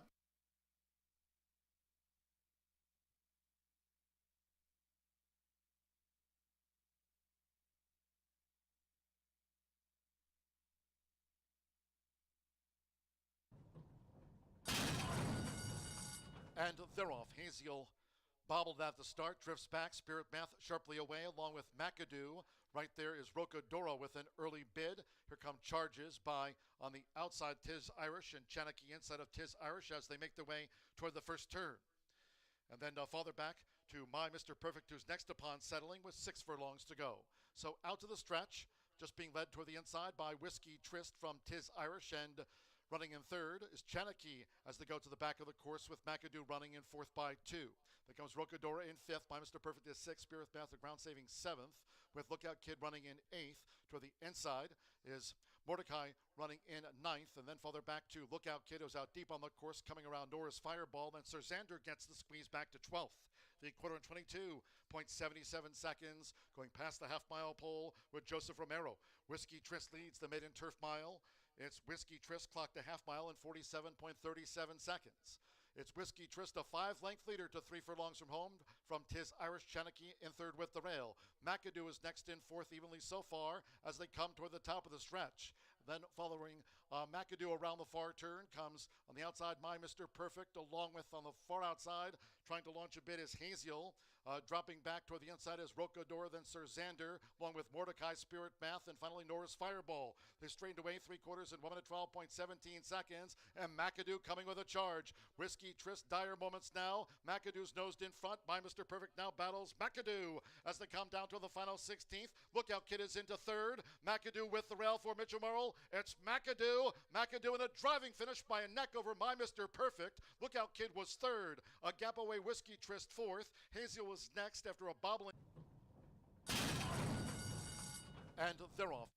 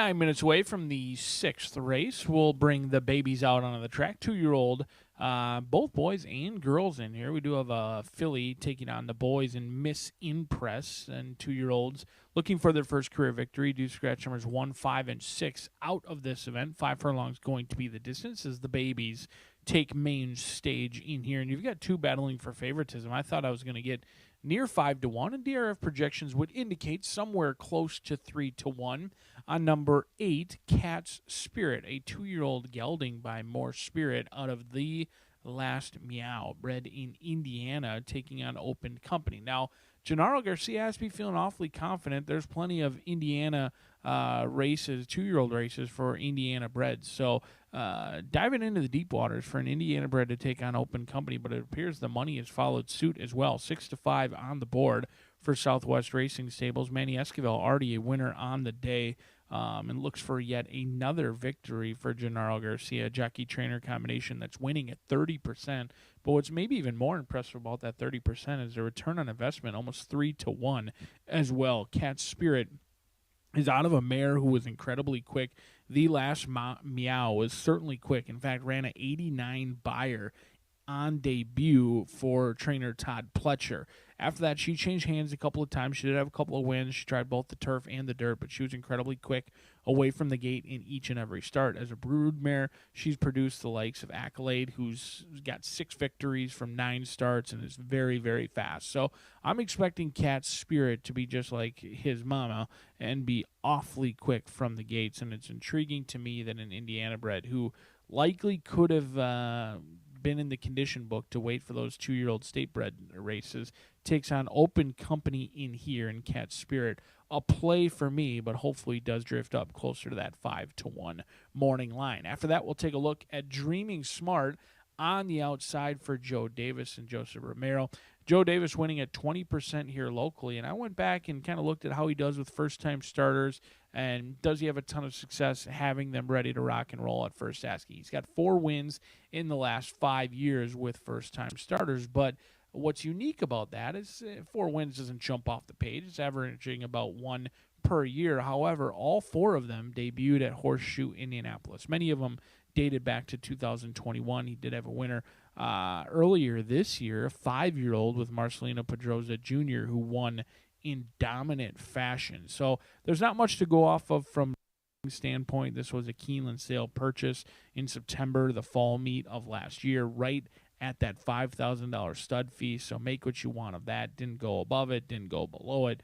Wasn't a giveaway by any means, but was certainly a lower percentage going through that sales ring back at Keeneland. The other sibling hasn't produced much yet. However, the second sibling could certainly be a lot better for Dreaming Smart in here, or the second foal, I should say, with Dreaming Smart. Favorably drawn on the outside, 9-1 on the board, but Mr. Sensei has experience over the top 2 selections, and experience usually trumps the talent of the first-time starters. And Mr. Sensei's experience wasn't all that bad. In fact, it wasn't bad at all. Showed very good speed, ran behind a wrapped-up winner in Victoria Chances, who was a much the best winner that day. And Mr. Sensei showed good speed, sat behind a 3-headed speed duel, and did tire that final half furlong, but expectedly so. It was on debut. It was at Keeneland over a very deep and tiring track, and the experience alone is certainly enough to carry the day and carry the weight, in my opinion. Ray Hernandez, he's winning at above 40% here at Horseshoe Indianapolis. Hernandez owns and trains Mr. Sensei and should be absolutely better. Second time out, should be more fit, had good gate speed last time. But it is unique. For whatever reason, Ray Hernandez wins at a very high clip. However, he is 0 for 12 second-time starters. So a horse who's going to be 6-5, trying to do something that the trainer has yet to do this season. The riders getting the leg up. The 2-year-olds take main stage right out here at the shoe.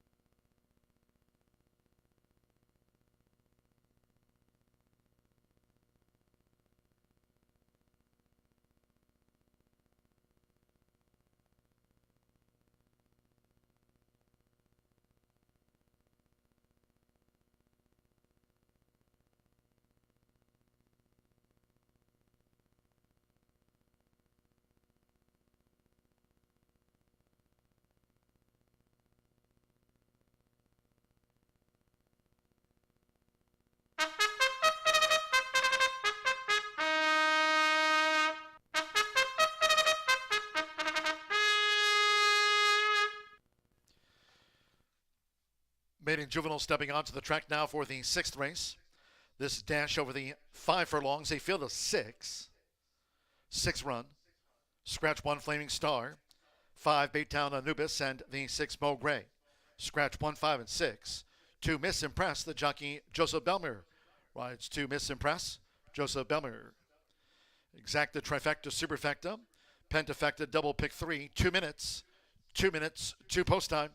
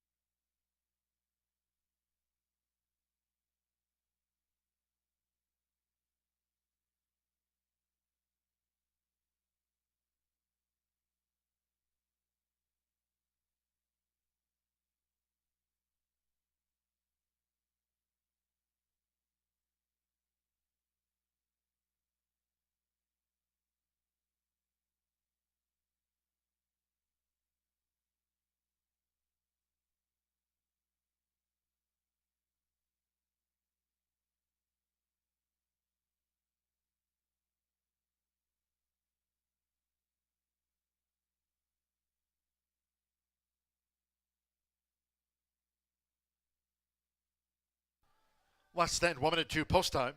Less than 1 minute.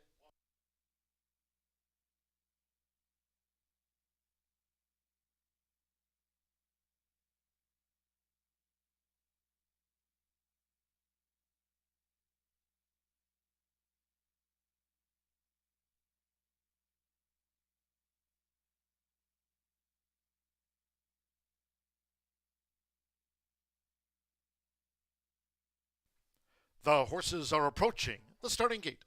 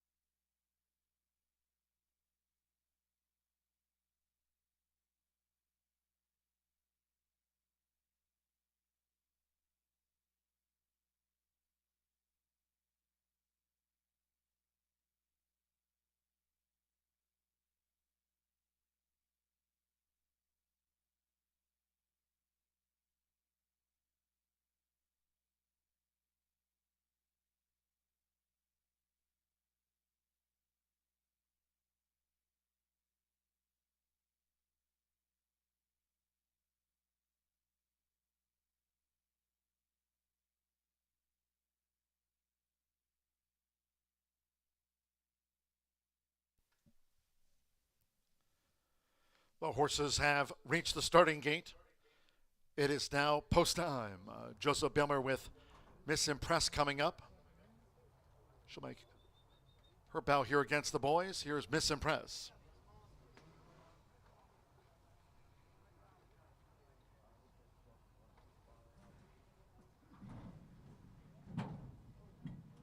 So the filly in with one start under her belt. Orlando Mexico with Mr. Sensei.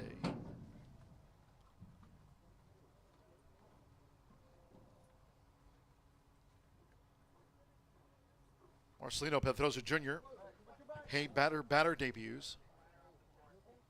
Sando Sanjor with Man's Grace.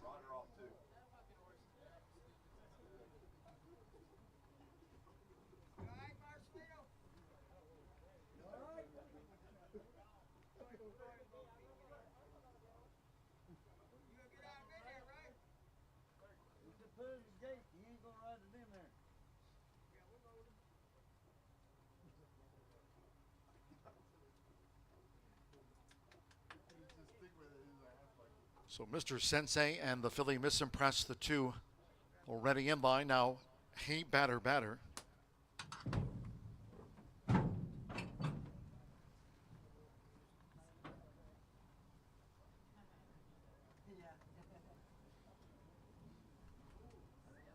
Man's Grace facing up to the gate.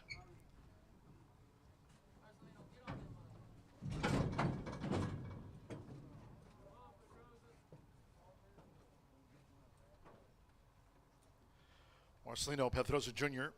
climbing back on board the newcomer, Hey Batter. A couple of newcomers back. Cat Spirit, Manny Esquivel already with a couple of wins on the card. Mr. Sensei, 4-5 favorite. 9-5, Cat Spirit, and 7-2, Man's Grace, and one more. Dreaming Smart. Joseph Romero has a win on the card. Dreaming Smart, one of the 4 first-time starters, all in line. They're off, racing 5 furlongs. And Mr. Sensei was quick away, along with Man's Grace flashing that speed. Mr. Sensei on the inside is the filly Miss Impress, and Dreaming Smart strides up on the outside, the leading quartet. Cat Spirit is running in 5th, and the first-time starter, Hey Batter, has dropped back to last. So it's Man's Grace who just leads, Dreaming Smart who pursues the pace, inside 3 furlongs to go. On the outside is Cat Spirit running in 3rd. Nearest the inside is Mr. Sensei being bustled along for more speed coming toward the quarter pole. Then Miss Impress and Hey Batter. 22.97 lead seconds as these maiden 2-year-olds turn for home. It's Man's Grace. So Man's Grace leads with the rail. On the outside is Dreaming Smart, who's now on even terms with 1 furlong to go. Man's Grace and Dreaming Smart going for the final furlong. Mr. Sensei looks to close late. Then farther back is Cat Spirit in 4th. They come past the 16th. It's Dreaming Smart. Mr. Sensei coming with this long run for Orlando Mexico past. Mr. Sensei gets the job done. Track Dreaming Smart down, and then Man's Grace 3rd and Cat Spirit back in 4th.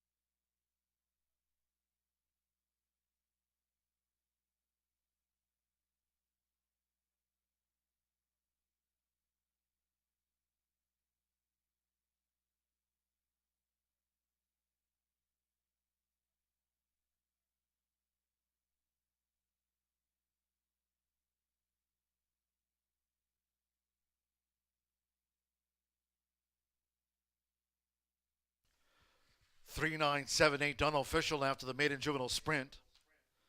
3 Mr. Sensei, 3 to 5 first, 9 Dreaming Smart, 10 to 1 on the runner-up, 7 Man's Grace at 5 to 1 third, and 8 Cat Spirit at 2 to 1 fourth.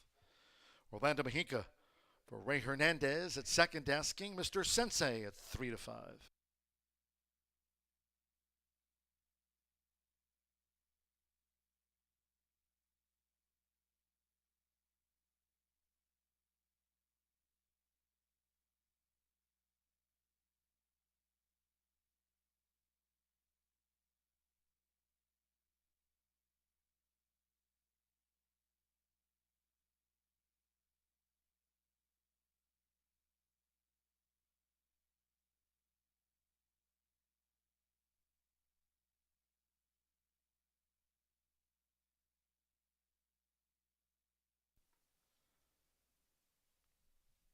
Race 6 official. And the Murphy Trailer Sales winner circle the 3, Mr. Sensei with Orlando Mexica. Mr. Sensei is a 2-year-old bay colt by Preservationist and a Mark's Miss by Mark Valesky. For Ray Hernandez Racing Stable LLC. Horseshoe Indianapolis congratulates the winning connections of Mr. Sensei. Takes out the maiden juvenile sprint. 50-cent pick 3, paid $36.50.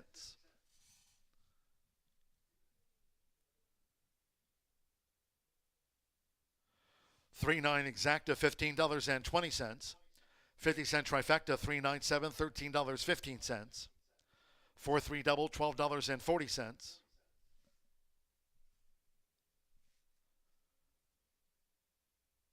The 10-cent superfecta, $3.82. Cat Spirit fourth, and the pentafecta refunds. In the 7th race, Maiden Turf Scratch 4, Hold the Phone. The 10 Grandstand. Take out the 12, Cha-Ching. 13 Midnight War, and the 14 Natural Rights. 11 My Boy Bill draws in and is a gelding. My Boy Bill, 11 runs. My Boy Bill a gelding. Scratch 410. 12, 13, and number 14. Exacta, trifecta, superfecta. Here the pentafecta. Double final pick 3. Post time in 18 minutes. Due at 5:22.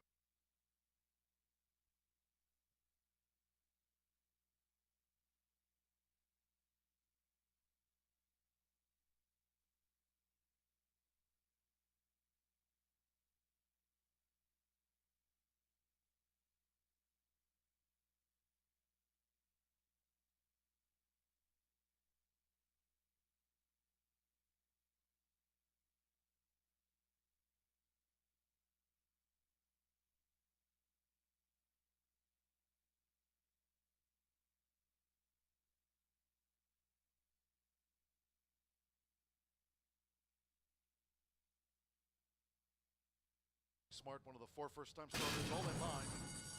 They're off, racing 5 furlongs. And Mr. Sensei was quick away, along with Man's Grace flashing that speed. Mr. Sensei on the inside is the filly Miss Impress, and Dreaming Smart strides up on the outside, the leading quartet. Cat Spirit is running in 5th, and the first-time starter, Hey Batter Batter, has dropped back to last. So it's Man's Grace who just leads, Dreaming Smart who pursues the pace, inside 3 furlongs to go. On the outside is Cat Spirit running in 3rd. Nearest the inside is Mr. Sensei being bustled along for more speed coming toward the quarter pole. Then Miss Impress and Hey Batter Batter. 22.97 lead seconds as these maiden 2-year-olds turn for home. It's Man's Grace. So Man's Grace leads with the rail. On the outside is Dreaming Smart, who's now on even terms with 1 furlong to go. Man's Grace and Dreaming Smart going for the final furlong. Mr. Sensei looks to close late. Then further back is Cat Spirit in 4th. They come past the 16th. It's Dreaming Smart. Mr. Sensei coming with this long run for Orlando Mexica past. Mr. Sensei gets the job done, tracked Dreaming Smart down, and then Man's Grace. Smart, one of the 4 first-time starters, all in line. They're off, racing 5 furlongs, and Mr. Sensei was quick away along.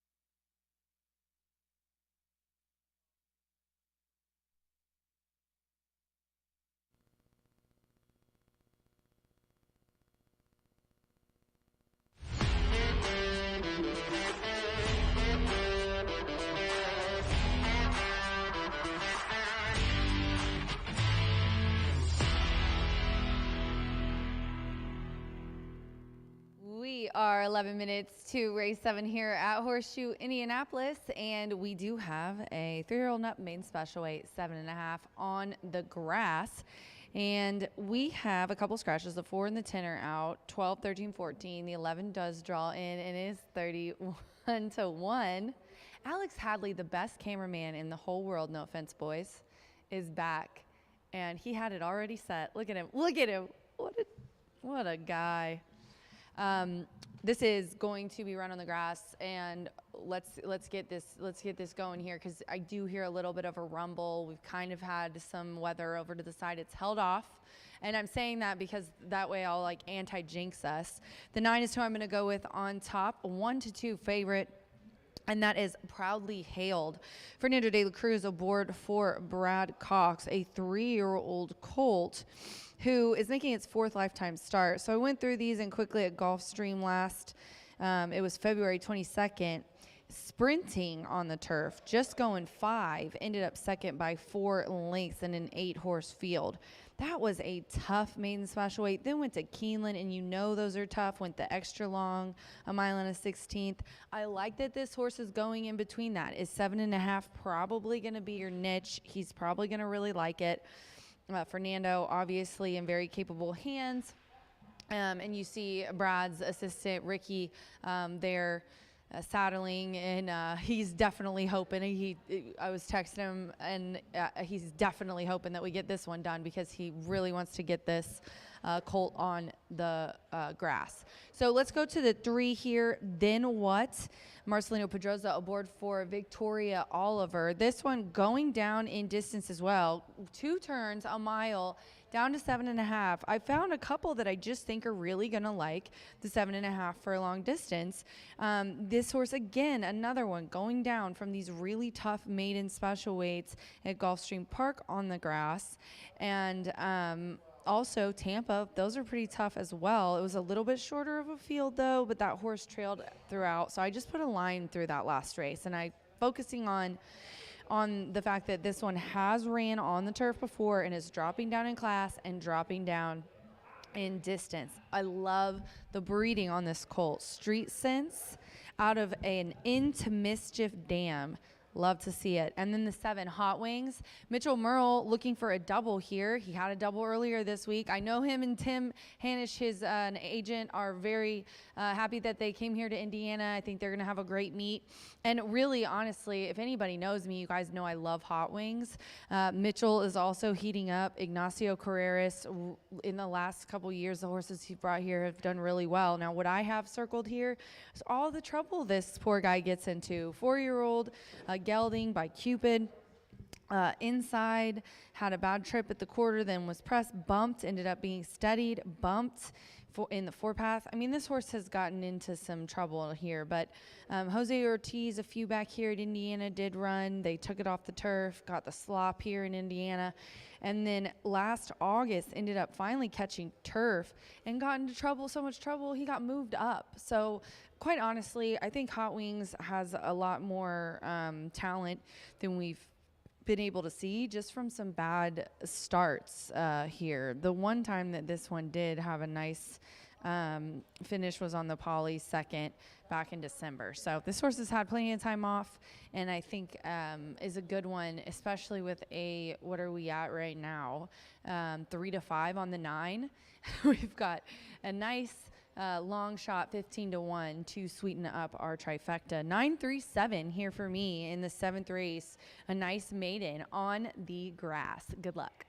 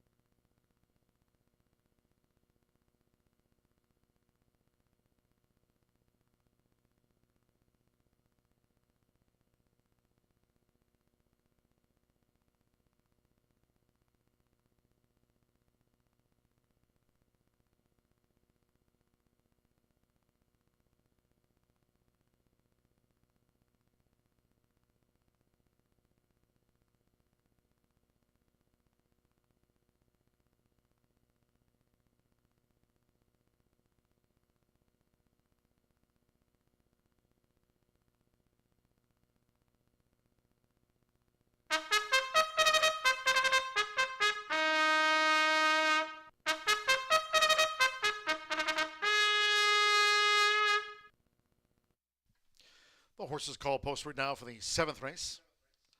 This maiden turfy field of 9. Scratch the 4, hold the phone. 10, Grandstand. 12, Cha-Cha-Ching. 13, Midnight Noir, and the 14, Natural Rights. Scratch the 4, 10, 12, 13, and number 14. 11, My Boy Bill is a Gelding, the number 11. Exacta, Trifecta, Superfecta, 10-cent Pentafecta, double, pick 3. Course good, rel at 24 feet, 2 minutes.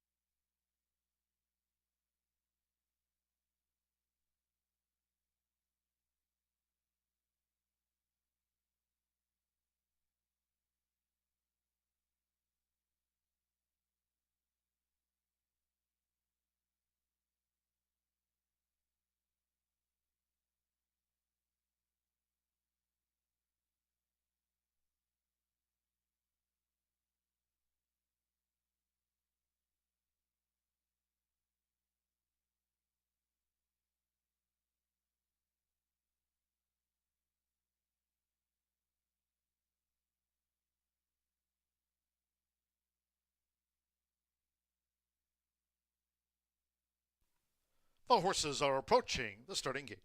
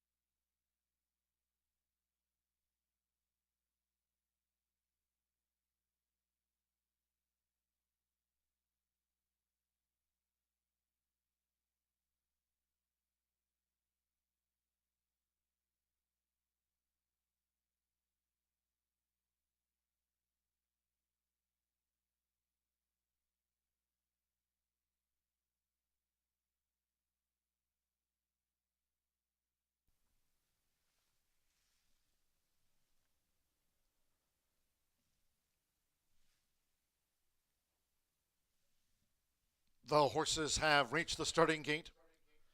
It is now post time. Joe Ramos with Nick's Glory, the first maiden into the gate.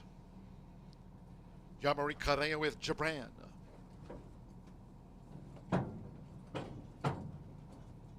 Hector Lazo, partner Step in Silver.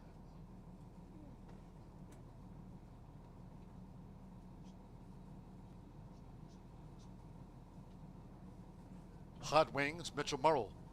There's a turf win on the card. Step in Silver's gone all in.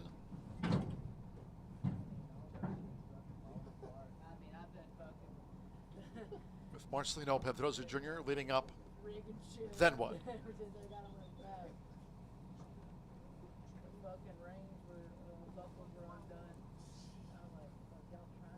Proudly hailed even money favorite. 5-1, Nick's Glory, Step in Silver, and Fayette Spirit.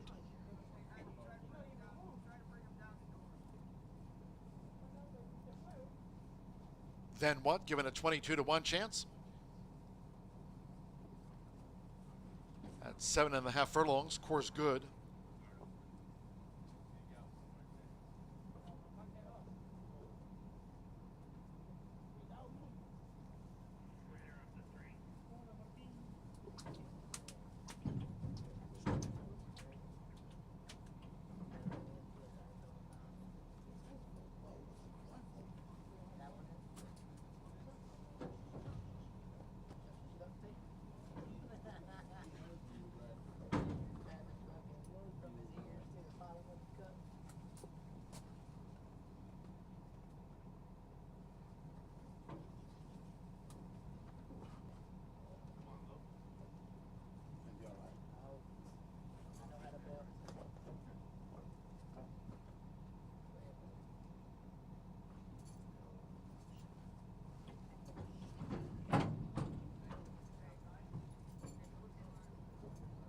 Then what's gone all in?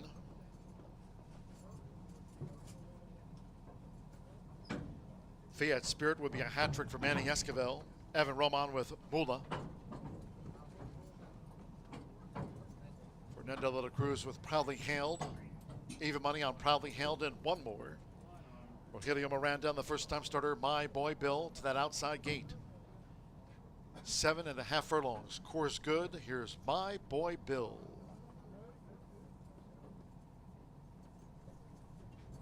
Out to 44-1 on My Boy Bill, all in. And they're off. Proudly Hailed broke sharp. Then what? Toward the inside, Step in Silver. Nick's Glory with the rail. And Mula coming up with an early bid. And right with Mula is Jabran. With the rail for Joe Ramos. Nick's Glory leads as they enter the first turn. From right there, Mula, and on the outside, Jabran. 3 across the course now as they go to the back. Step in Silver is a ground-saving 4th. Then one running in 5th. On the outside, Fayette Spirit in 6th. Then toward the inside, Hot Wings and the Royal Blue, joined by the first-time starter, My Boy Bill. And onto the hands of Fernando de la Cruz. Proudly Hailed has been settled back to last position, the quarter 23.69 seconds.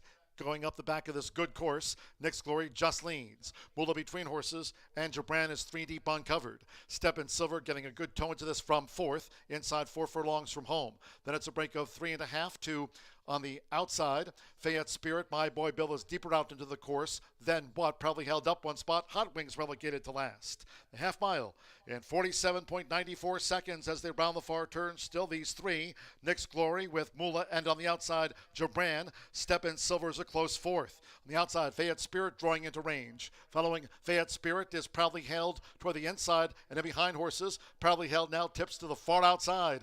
Then, farther back, then what? With Hot Wings in traffic, and My Boy Bill is last. Step in Silver went to the front from Fayette Spirit. Toward the inside is Mula. On the outside, proudly hailed, continues to charge hard. But with Hector Lazo, it's Step in Silver. Step in Silver out to the maiden ranks by 3.5. Proudly held was second. Fayette Spirit third. Then Hot Wings and Mula finished 5th.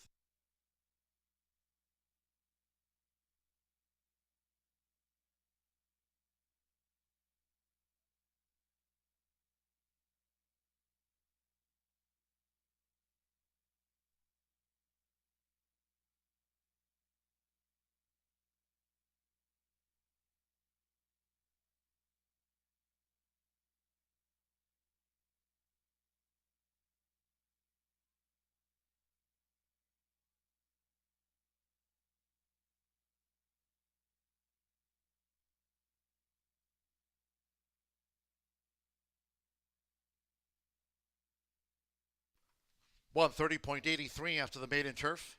130.83. 298, and then a photo. 2 Step in Silver. 3-1 first. 9 Proudly Hailed. 6-5 second. 8 Fayette Spirit. At 6-1 odds third. Stand by for the 4th and 5th for the Pentafecta. So Hector Lazo, first time with us here at the shoe, gets the result for Polo Lobo, the Brownwood Farm homebred. It's Step in Silver at 3-1.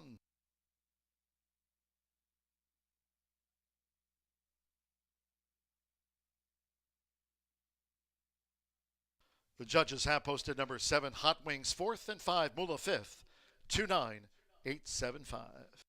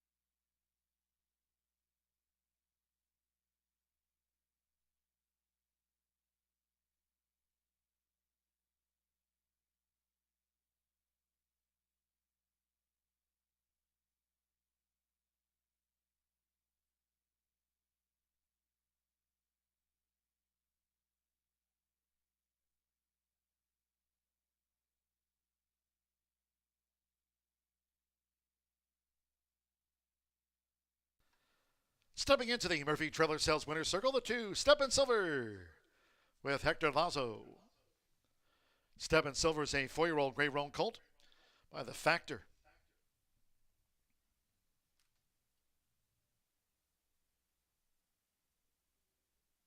He's out of the Tis Now Mare. Polyantha Rose. Polo Lobo trains for Stanley Bergman's Brownwood Farm. Winning breeder and owner, it's official.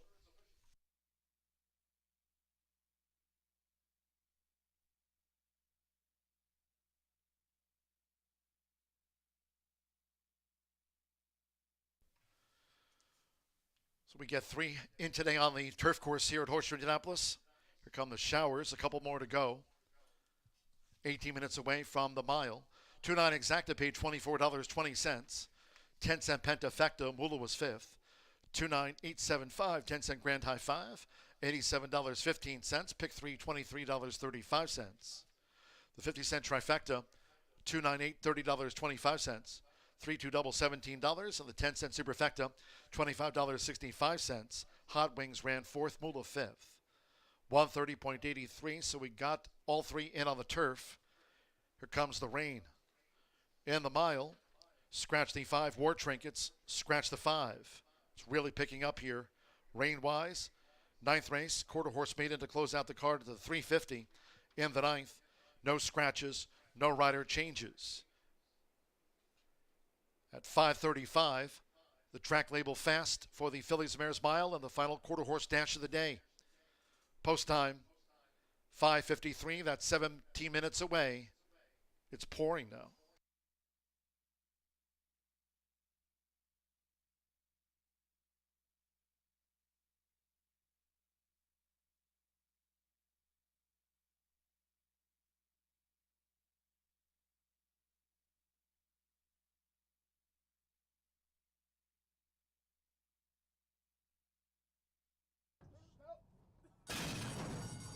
And they're off.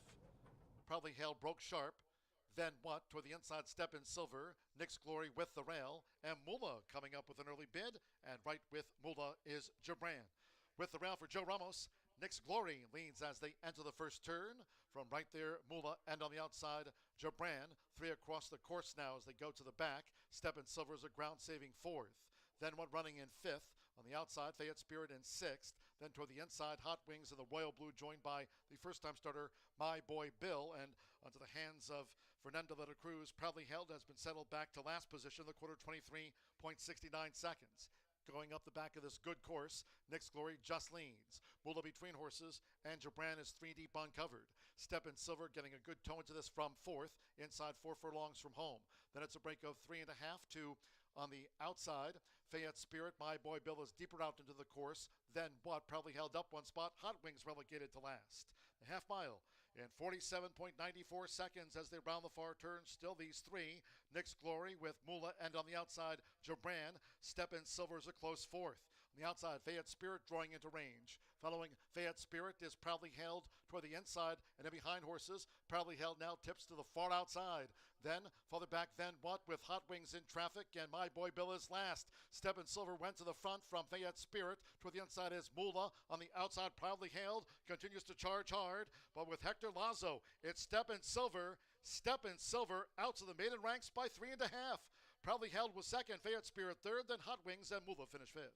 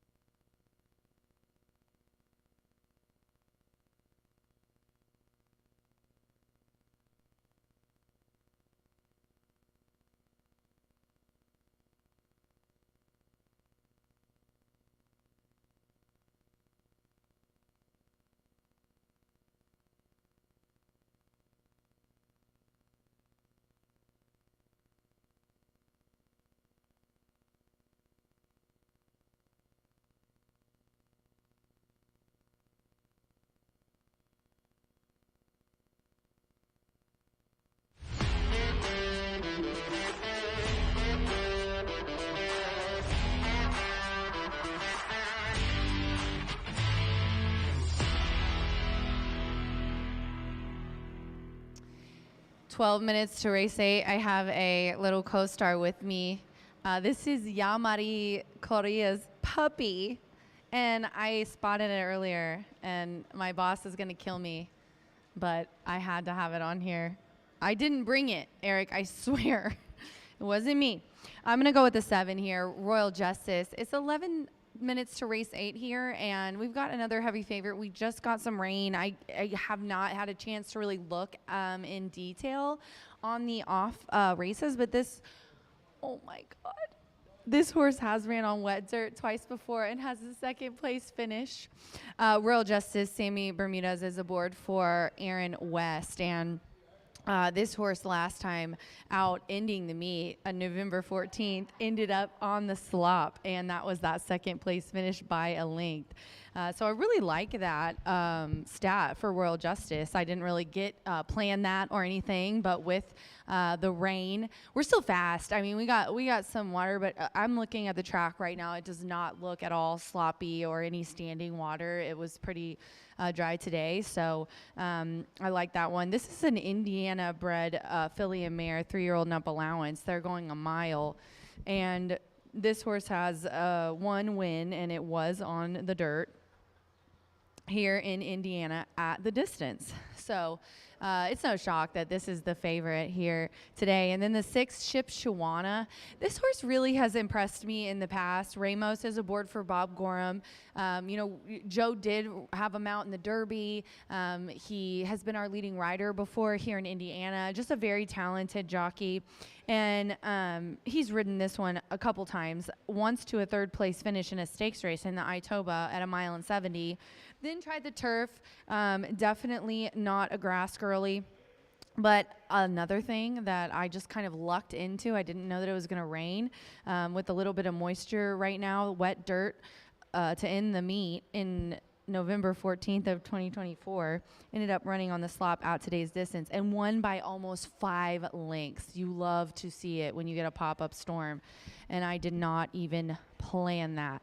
I think the morning line is pretty spot on here today. The 1 Classic Kitten is who I'm going to round it out with. Don't you think, number 1?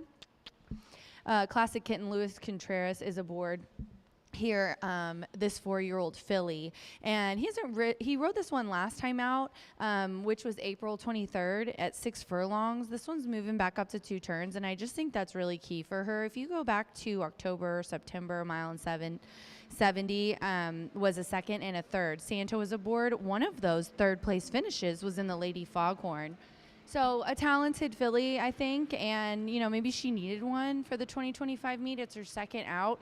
My other horses, the top 2, the 7 and the 6, that's both the first out for 2025 for them. So the 1, I'll take 6-1 here, and then the 6 is 5-1 over a very heavy favorite, the 7 at 3-5. Those are my selections here in our final thoroughbred race. We have one more coming up, a 1/4 horse race, and Martha's going to go over that. Good night, guys, and have a great weekend. We will be back on Monday after our next race, the quarters.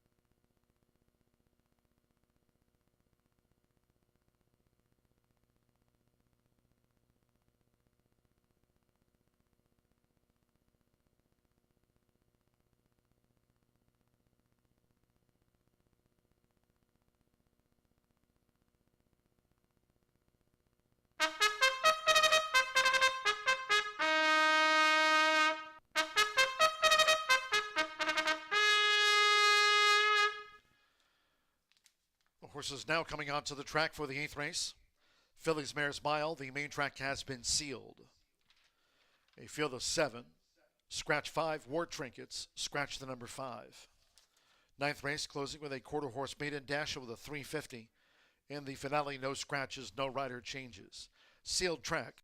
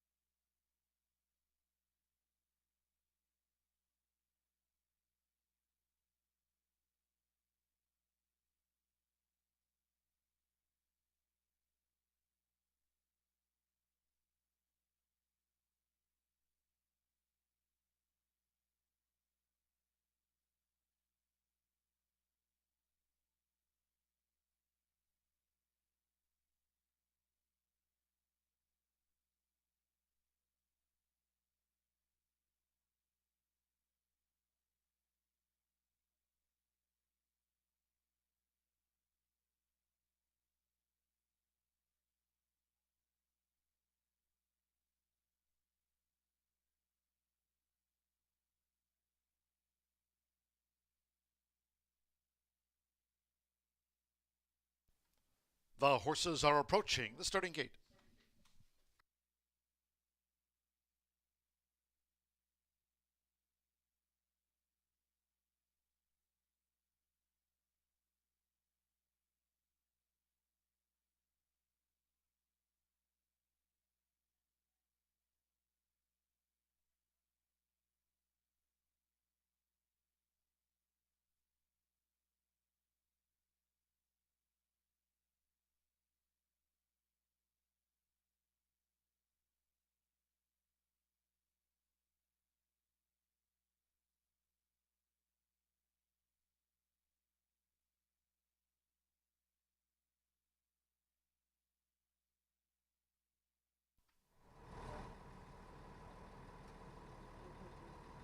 The horses have reached the starting gate. It is now post time, loading Luis Contreras with Classic Kitten. Alberto Burgos by Carbetti coming up. Up the odds, Jose Gutierrez claims a 10-pound apprentice allowance. Joe Ramos with Ship Shawana. Sammy Bermudez, Royal Justice on the red.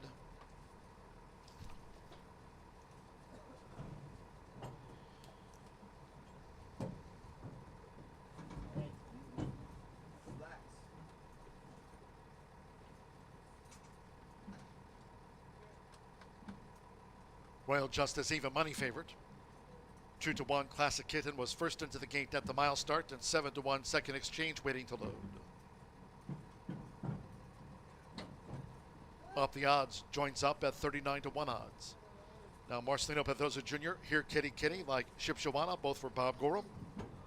One more for the mile. Rafael Mojica Jr. with Second Exchange. Main track now sealed. They're in the gate. They're off. Here Kitty Kitty toward the inside, Classic Kitten. On the outside is Shipshawana with the purple cap, and Royal Justice as they vie early, entering the first turn. Second Exchange on the far outside. Here Kitty Kitty to the early lead for Marcelino Pedroza Jr. with Royal Justice second on the outside at the 6.5.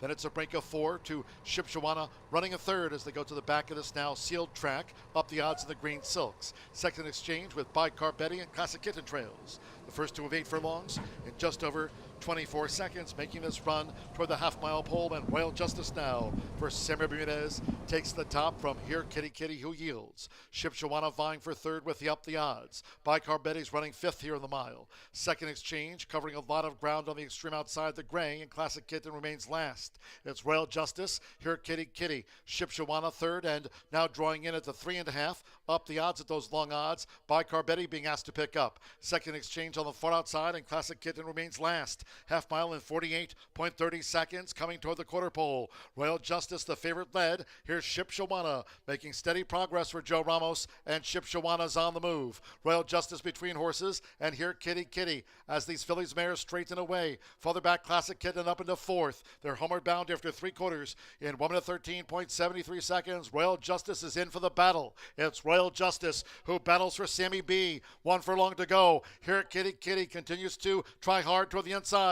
Shipshawana loomed up but is now third. Classic Kitten back and forth. Royal Justice as game as they come. Royal Justice just thwarted Here Kitty Kitty and Shipshawana. Classic Kitten finished 4th, well clear.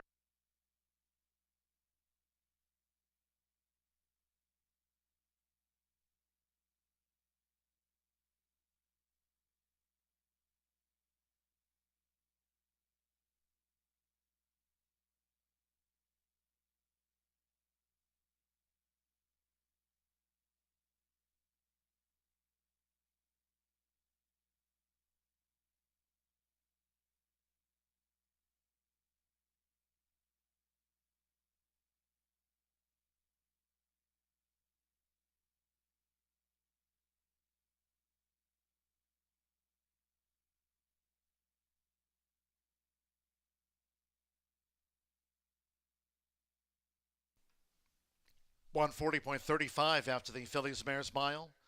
7-3, 6-1, and 4 for the Pentafecta featured. 7 Royal Justice. 6-5 first. 3 Here Kitty Kitty. 7-1. Responded to the pressure. Second best in the mile. 6 Shipshawana. 5-1 third. 1 Classic Kitten. At 9-5. The second choice getting into the Superfecta. And 29-1 on 4 Bicar Betty for the Pentafecta. So it's gone to Royal Justice, Sammy Bermudez for Aaron West. Royal Justice 6-5.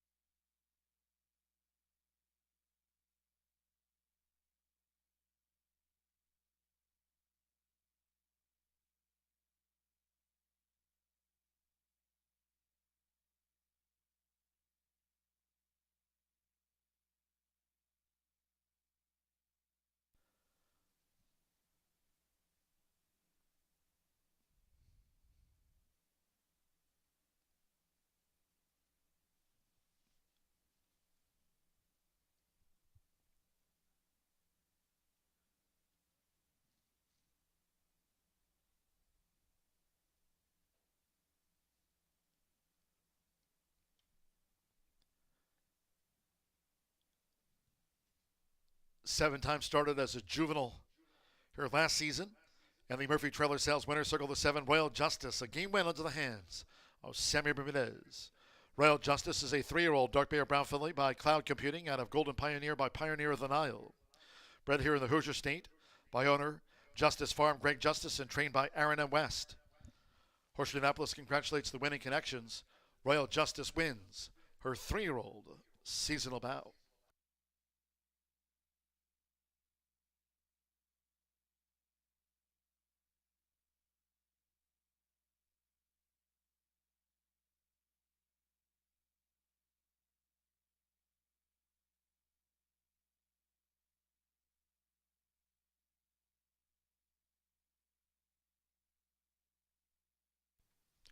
Result of the 8th race.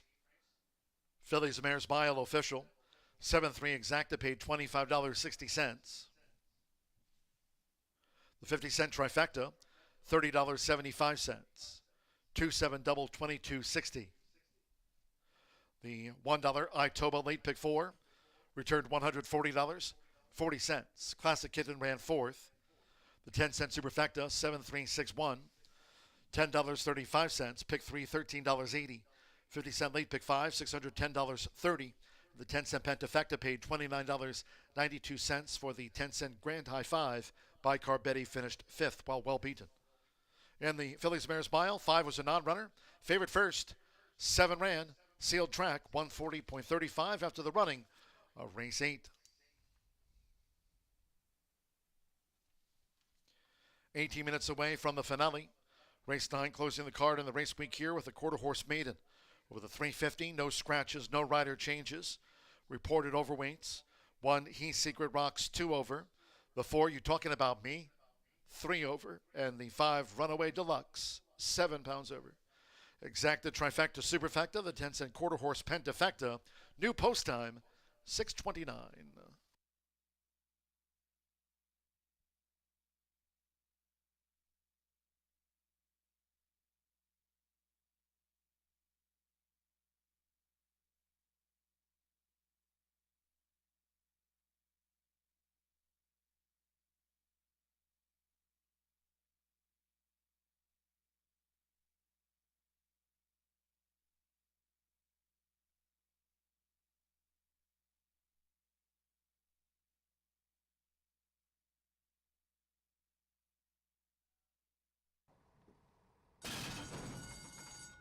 They're off. Here, Kitty Kinney toward the inside, Classic Kitten.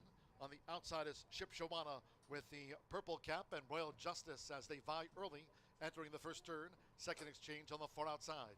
Here, Kitty Kitty to the early lead for Marcelino Pedrosa Jr. with Royal Justice second on the outside at the 6.5. Then it's a break of 4 to Ship Shawana running a third as they go to the back of this now sealed track, up the odds in the green silks. Second exchange with Bicar Betty and Classic Kitten trails. The first 2 of 8 furlongs in just over 24 seconds, making this run toward the half-mile pole, and Royal Justice now for Sammy Bermudez takes the top from Here Kitty Kitty, who yields. Ship Shawana vying for third with the up the odds. Bicar Betty's running 5th here in the mile. Second exchange covering a lot of ground on the extreme outside the gray, and Classic Kitten remains last. It's Royal Justice, Here Kitty Kitty, Ship Shawana third, and now drawing in at the 3.5. Up the odds at those long odds. Bicar Betty being asked to pick up. Second exchange on the far outside, and Classic Kitten remains last. Half mile in 48.30 seconds, coming toward the quarter pole. Royal Justice, the favorite led. Here's Ship Shawana making steady progress for Joe Ramos, and Ship Shawana's on the move. Royal Justice between horses, and here Kitty Kitty as these Fillies mares straighten away. Farther back, Classic Kitten up into 4th. They're homeward bound after 3 quarters in 1 minute 13.73 seconds. Royal Justice is in for the battle. It's Royal Justice who battles for Sammy B. 1 furlong to go. Here Kitty Kitty continues to try hard toward the inside. Ship Shawana loomed up but is now third. Classic Kitten back in 4th. Royal Justice as game as they come. Royal Justice just thwarted Here Kitty Kitty and Ship Shawana. Classic Kitten finished 4th, well clear.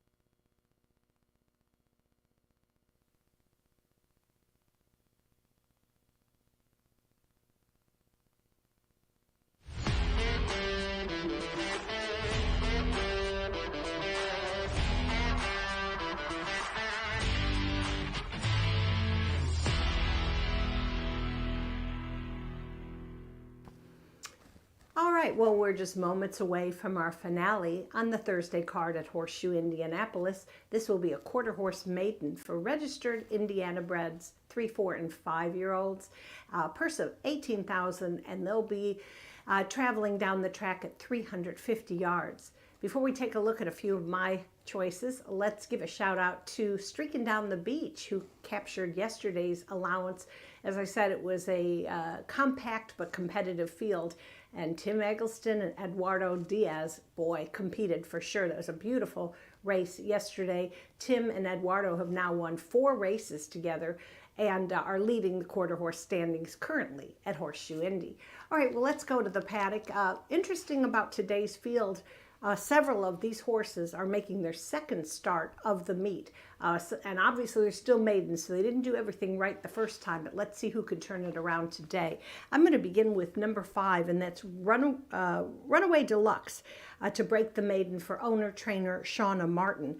Aaron Hunt will ride the 3-year-old gelding by Eagle Deluxe, who has gone off at double-digit odds in each of his previous 4 starts, but respectively 50% in the money. It's a good thing that horses cannot read the tote board, so I don't think this gelding will be too upset about not getting a lot of respect in the windows, although things could change. But he's a lightly raced Indiana bred, and I certainly think he's one to watch. All right, next, let's go to the favorite, and that's going to be number 3, Valiant Beecher. Morning line choice, and would be no surprise for owner-trainer Tony Cunningham, who's won 2 previous training titles here at Horseshoe Indy. He's going to saddle the son of one Valiant Hero, and this will be the 8th career for this 3-year-old as he makes his second start of the meet. Now, this is one that has raced here before. Rider L.D. Martinez has the return call. The horse finished 4th as the favorite on opening day, but was advancing well. That was a 250-yard race, so obviously has a little more space to go, and I think he's going to finish pretty well again. Let me continue with number 8, and that's LB Mr. Corona. Had a troubled trip in his March 23rd start at Sandy Ridge at the Red Mile. That's that track in Kentucky that takes place in March. Abbreviated meet, but has always been very formful for horses going on to Horseshoe Indy. That race was at the 110-yard distance. I call that the super sprint because it's completed in about 7 seconds, and you have to be perfect every second to win that.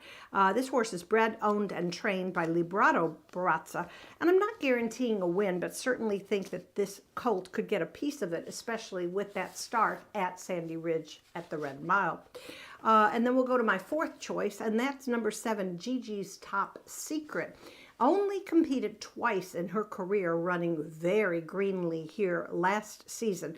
She's a daughter of Habit Secret. He's already sired 2 winners this week, so obviously you never want to ignore the Habit Secret's baby. Good bullet work here on April 4th in preparation for her 3-year-old bow.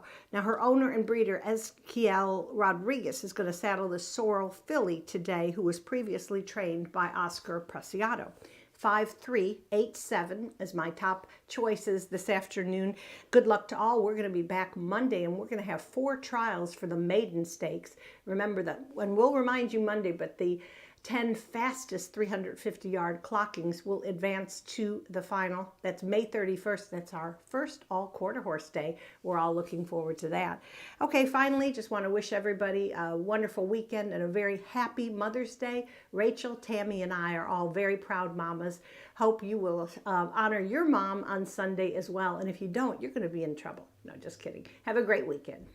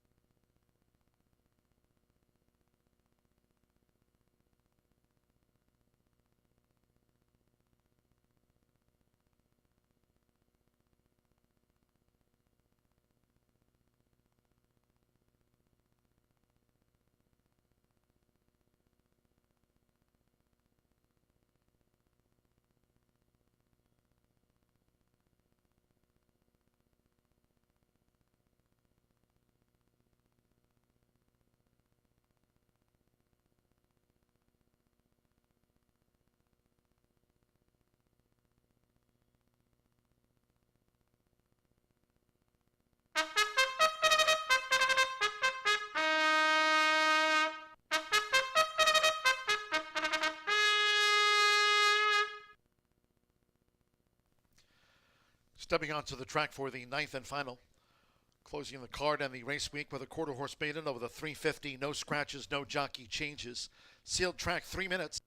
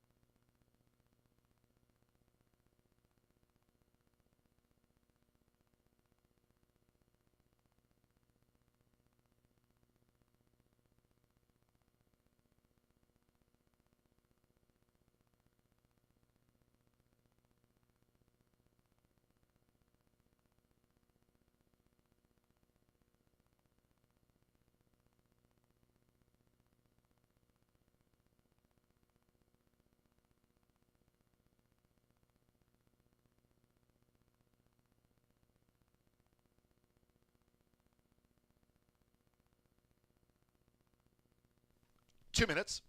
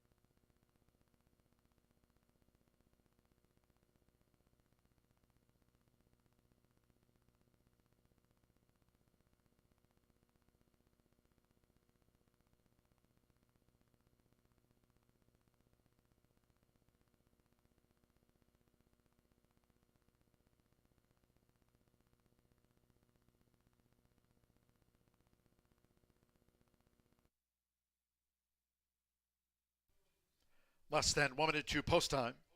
Less than 1 minute.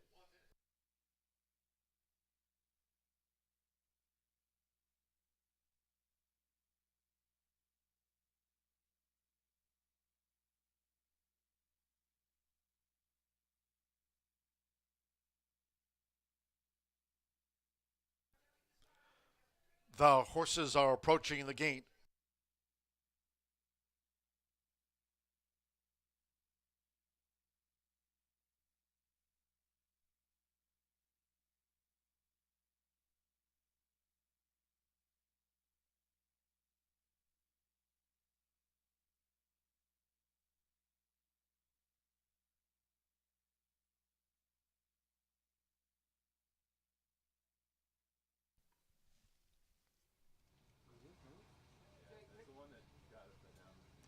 The horses have reached the starting gate. It is now post time. He's Secret Rocks, joined now by Runaway Deluxe.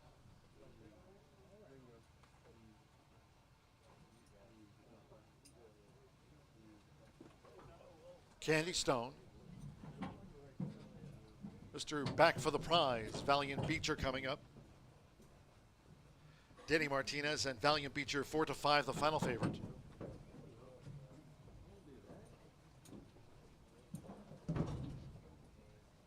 Gigi's Top Secret drew post 7 here, all 8 run. Giovanni Vasquez Gomez with You Talking About Me over the 350 yards. This is the last of the day, last of the race week here. One more. Sol Lopez with LB Mr. Corona. Monday post time, 2:10 p.m. Eastern. Valiant Beecher 4-5, final favorite. They're in the gate. Off in the Thursday finale. Nearest the inside, he's Secret Rocks with Candy Stone. Valiant Beecher coming with a charge. You talking about me past the 220. Valiant Beecher, you talking about me. Runaway Deluxe on the outside. Mr. Back for the prize. And farther out is Gigi's Top Secret. It is Runaway Deluxe. Runaway Deluxe has won it from You Talking About Me with Gigi's Top Secret and Valiant Beecher next.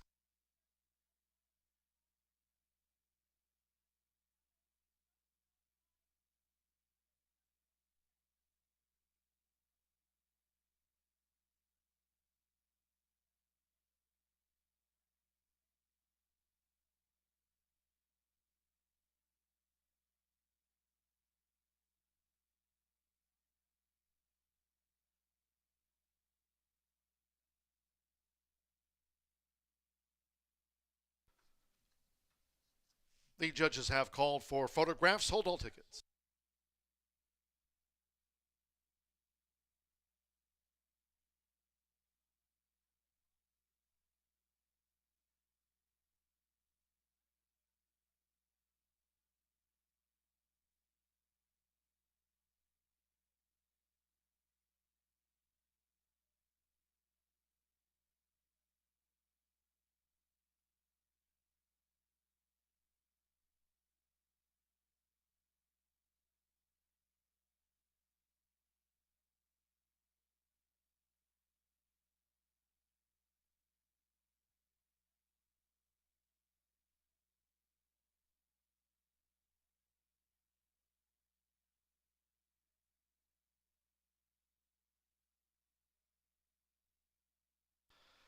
Five, 4, 7, 3, 6 for the quarter horse Pentafecta 5. Runaway Deluxe 7-2 first, 4. You talking about me? 17-1 second. Did not miss by much. The 7 Gigi's Top Secret at 18-1 getting into the trifecta. 3 Valiant Beecher 7-5. The final favorite runs 4th and 6. Mr. Back for the prize into the quarter horse Grand High 5. Runaway Deluxe Aaron Hunt, Shona Martin at 7-2 to close out the card.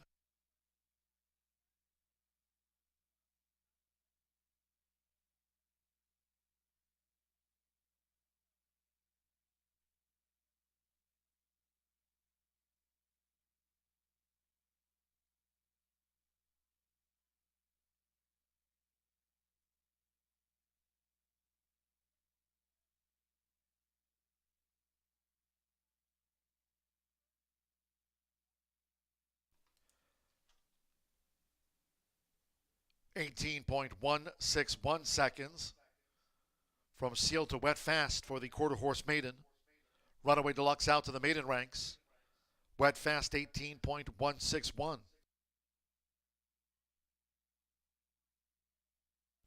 Race 9 official.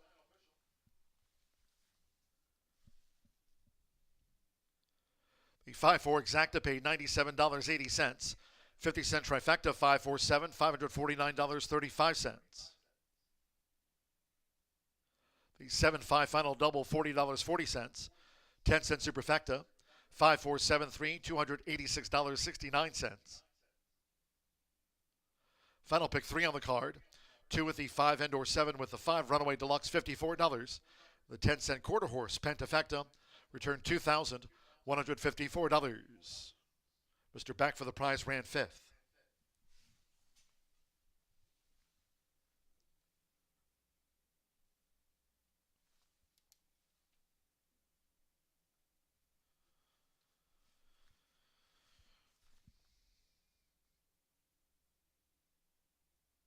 Returning to the Murphy Trailer Sales Winner's Circle, number 5, Runaway Deluxe with Aaron Hunt. Runaway Deluxe is a 3-year-old sorrel gelding by Eagle Deluxe out of the Dominion mare, the Red-Headed Diva. Owned and trained by Shona Martin. Getting off the mark in his 5th lifetime start. Runaway Deluxe out to the maiden ranks. Clocked 18.161, wet fast. Final results in. Noting that concludes our live racing program for today. We thank all that joined us here at the races. Cheers to all who tuned in. No live racing tomorrow. No live racing on Saturday. And in advance to all the moms, happy Mother's Day weekend. Next live race card will be here on Monday. Upcoming race week, Monday through next Thursday. Wednesday's Caesar's Day. Hope you can join us for an action-packed week of racing ahead. Monday post time at 2:10 p.m. Eastern. Until next time, for all of us here at Horseshoe Indianapolis, it's been my pleasure today from the broadcast booth. Track announcer John G. Dooley saying good night.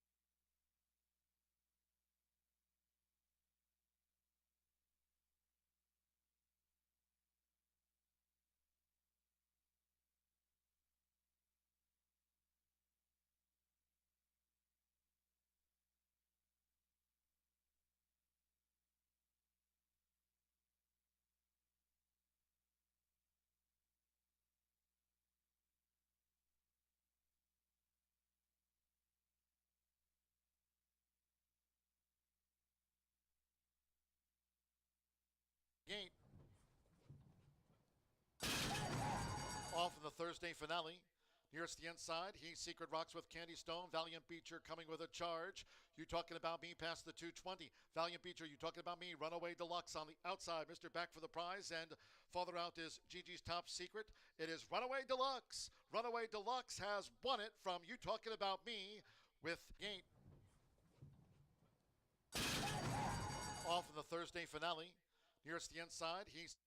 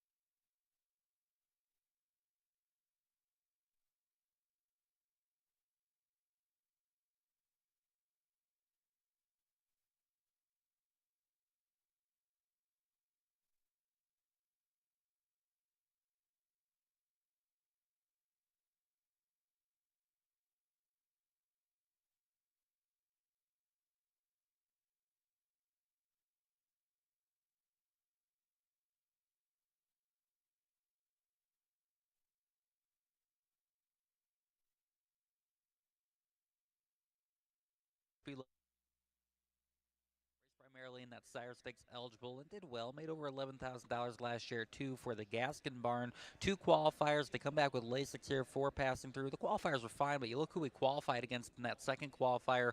Eminem's Dream, who was just on a mission that morning. She tried in 53-1, passing through, wanted no part of that. But this should be a very comfortable level for him to make his 3-year-old debut. Well, there are 2 ways to take the qualifier. Either he sucked along against a horse that's going to be in the Open tomorrow and just far better, and it looks like a very quick line. That's sort of the angle I took. Or is he ready to take a step forward here at the age of 3? We didn't see an abundance of speed from last year. We did not see, overly impressive qualifier from first time around as either. So I'm just not buying it right now in the qualifier. I think that's a bit of an underlay. At that moment, we'll see if he does take a step forward. He is one that I'm going to tab tonight, see how he comes out of this, and, for future purposes. They did take the trotting hobbles off from 2 to 3. That's always something I keep an eye on there. I think it shows a little bit of maturity. So now passing through. No more trotting hobbles here at age 3 for the Darla Gaskin Barn. We talked about Big Swig, his stablemate Pond Blaze, Kyle Wolfong going to Big Swig. John DeLong gets the call here on the son of Don't Let Him. He's another one, 5 starts this year. He's hit the board twice. If you go back to last year, had a tough year last year, 0 for 9. They hang on to him. Then he makes the barn move to the Hochstetler Barn. He's showing some signs of improvement. Just don't know if he's got enough speed early in the mile here to get himself some position with that early gate speed. And as I said, Kyle Wolfong opting to go to the other Hochstetler horse. Yeah, that'd be the knock. I think Kyle's always going to probably the liver horse in that barn. Obviously, he and Jay team up for a lot of success.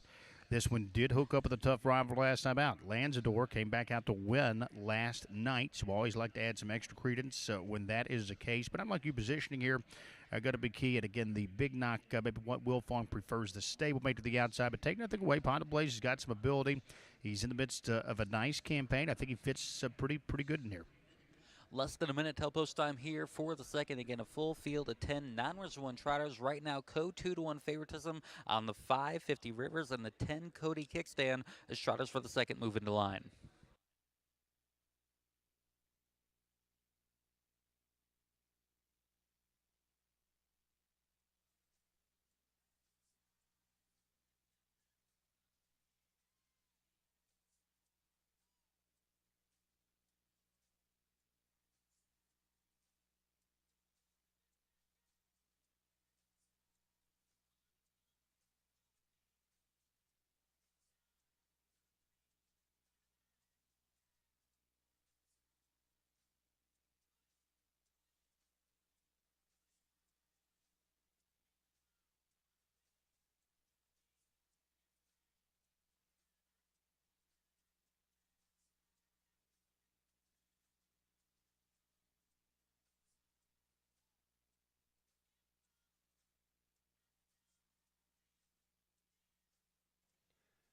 Second race field now moving into position behind the Midwest Standardbred horse sale starting gate.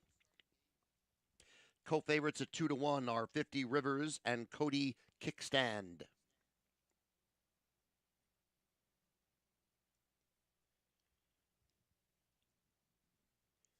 Here they come.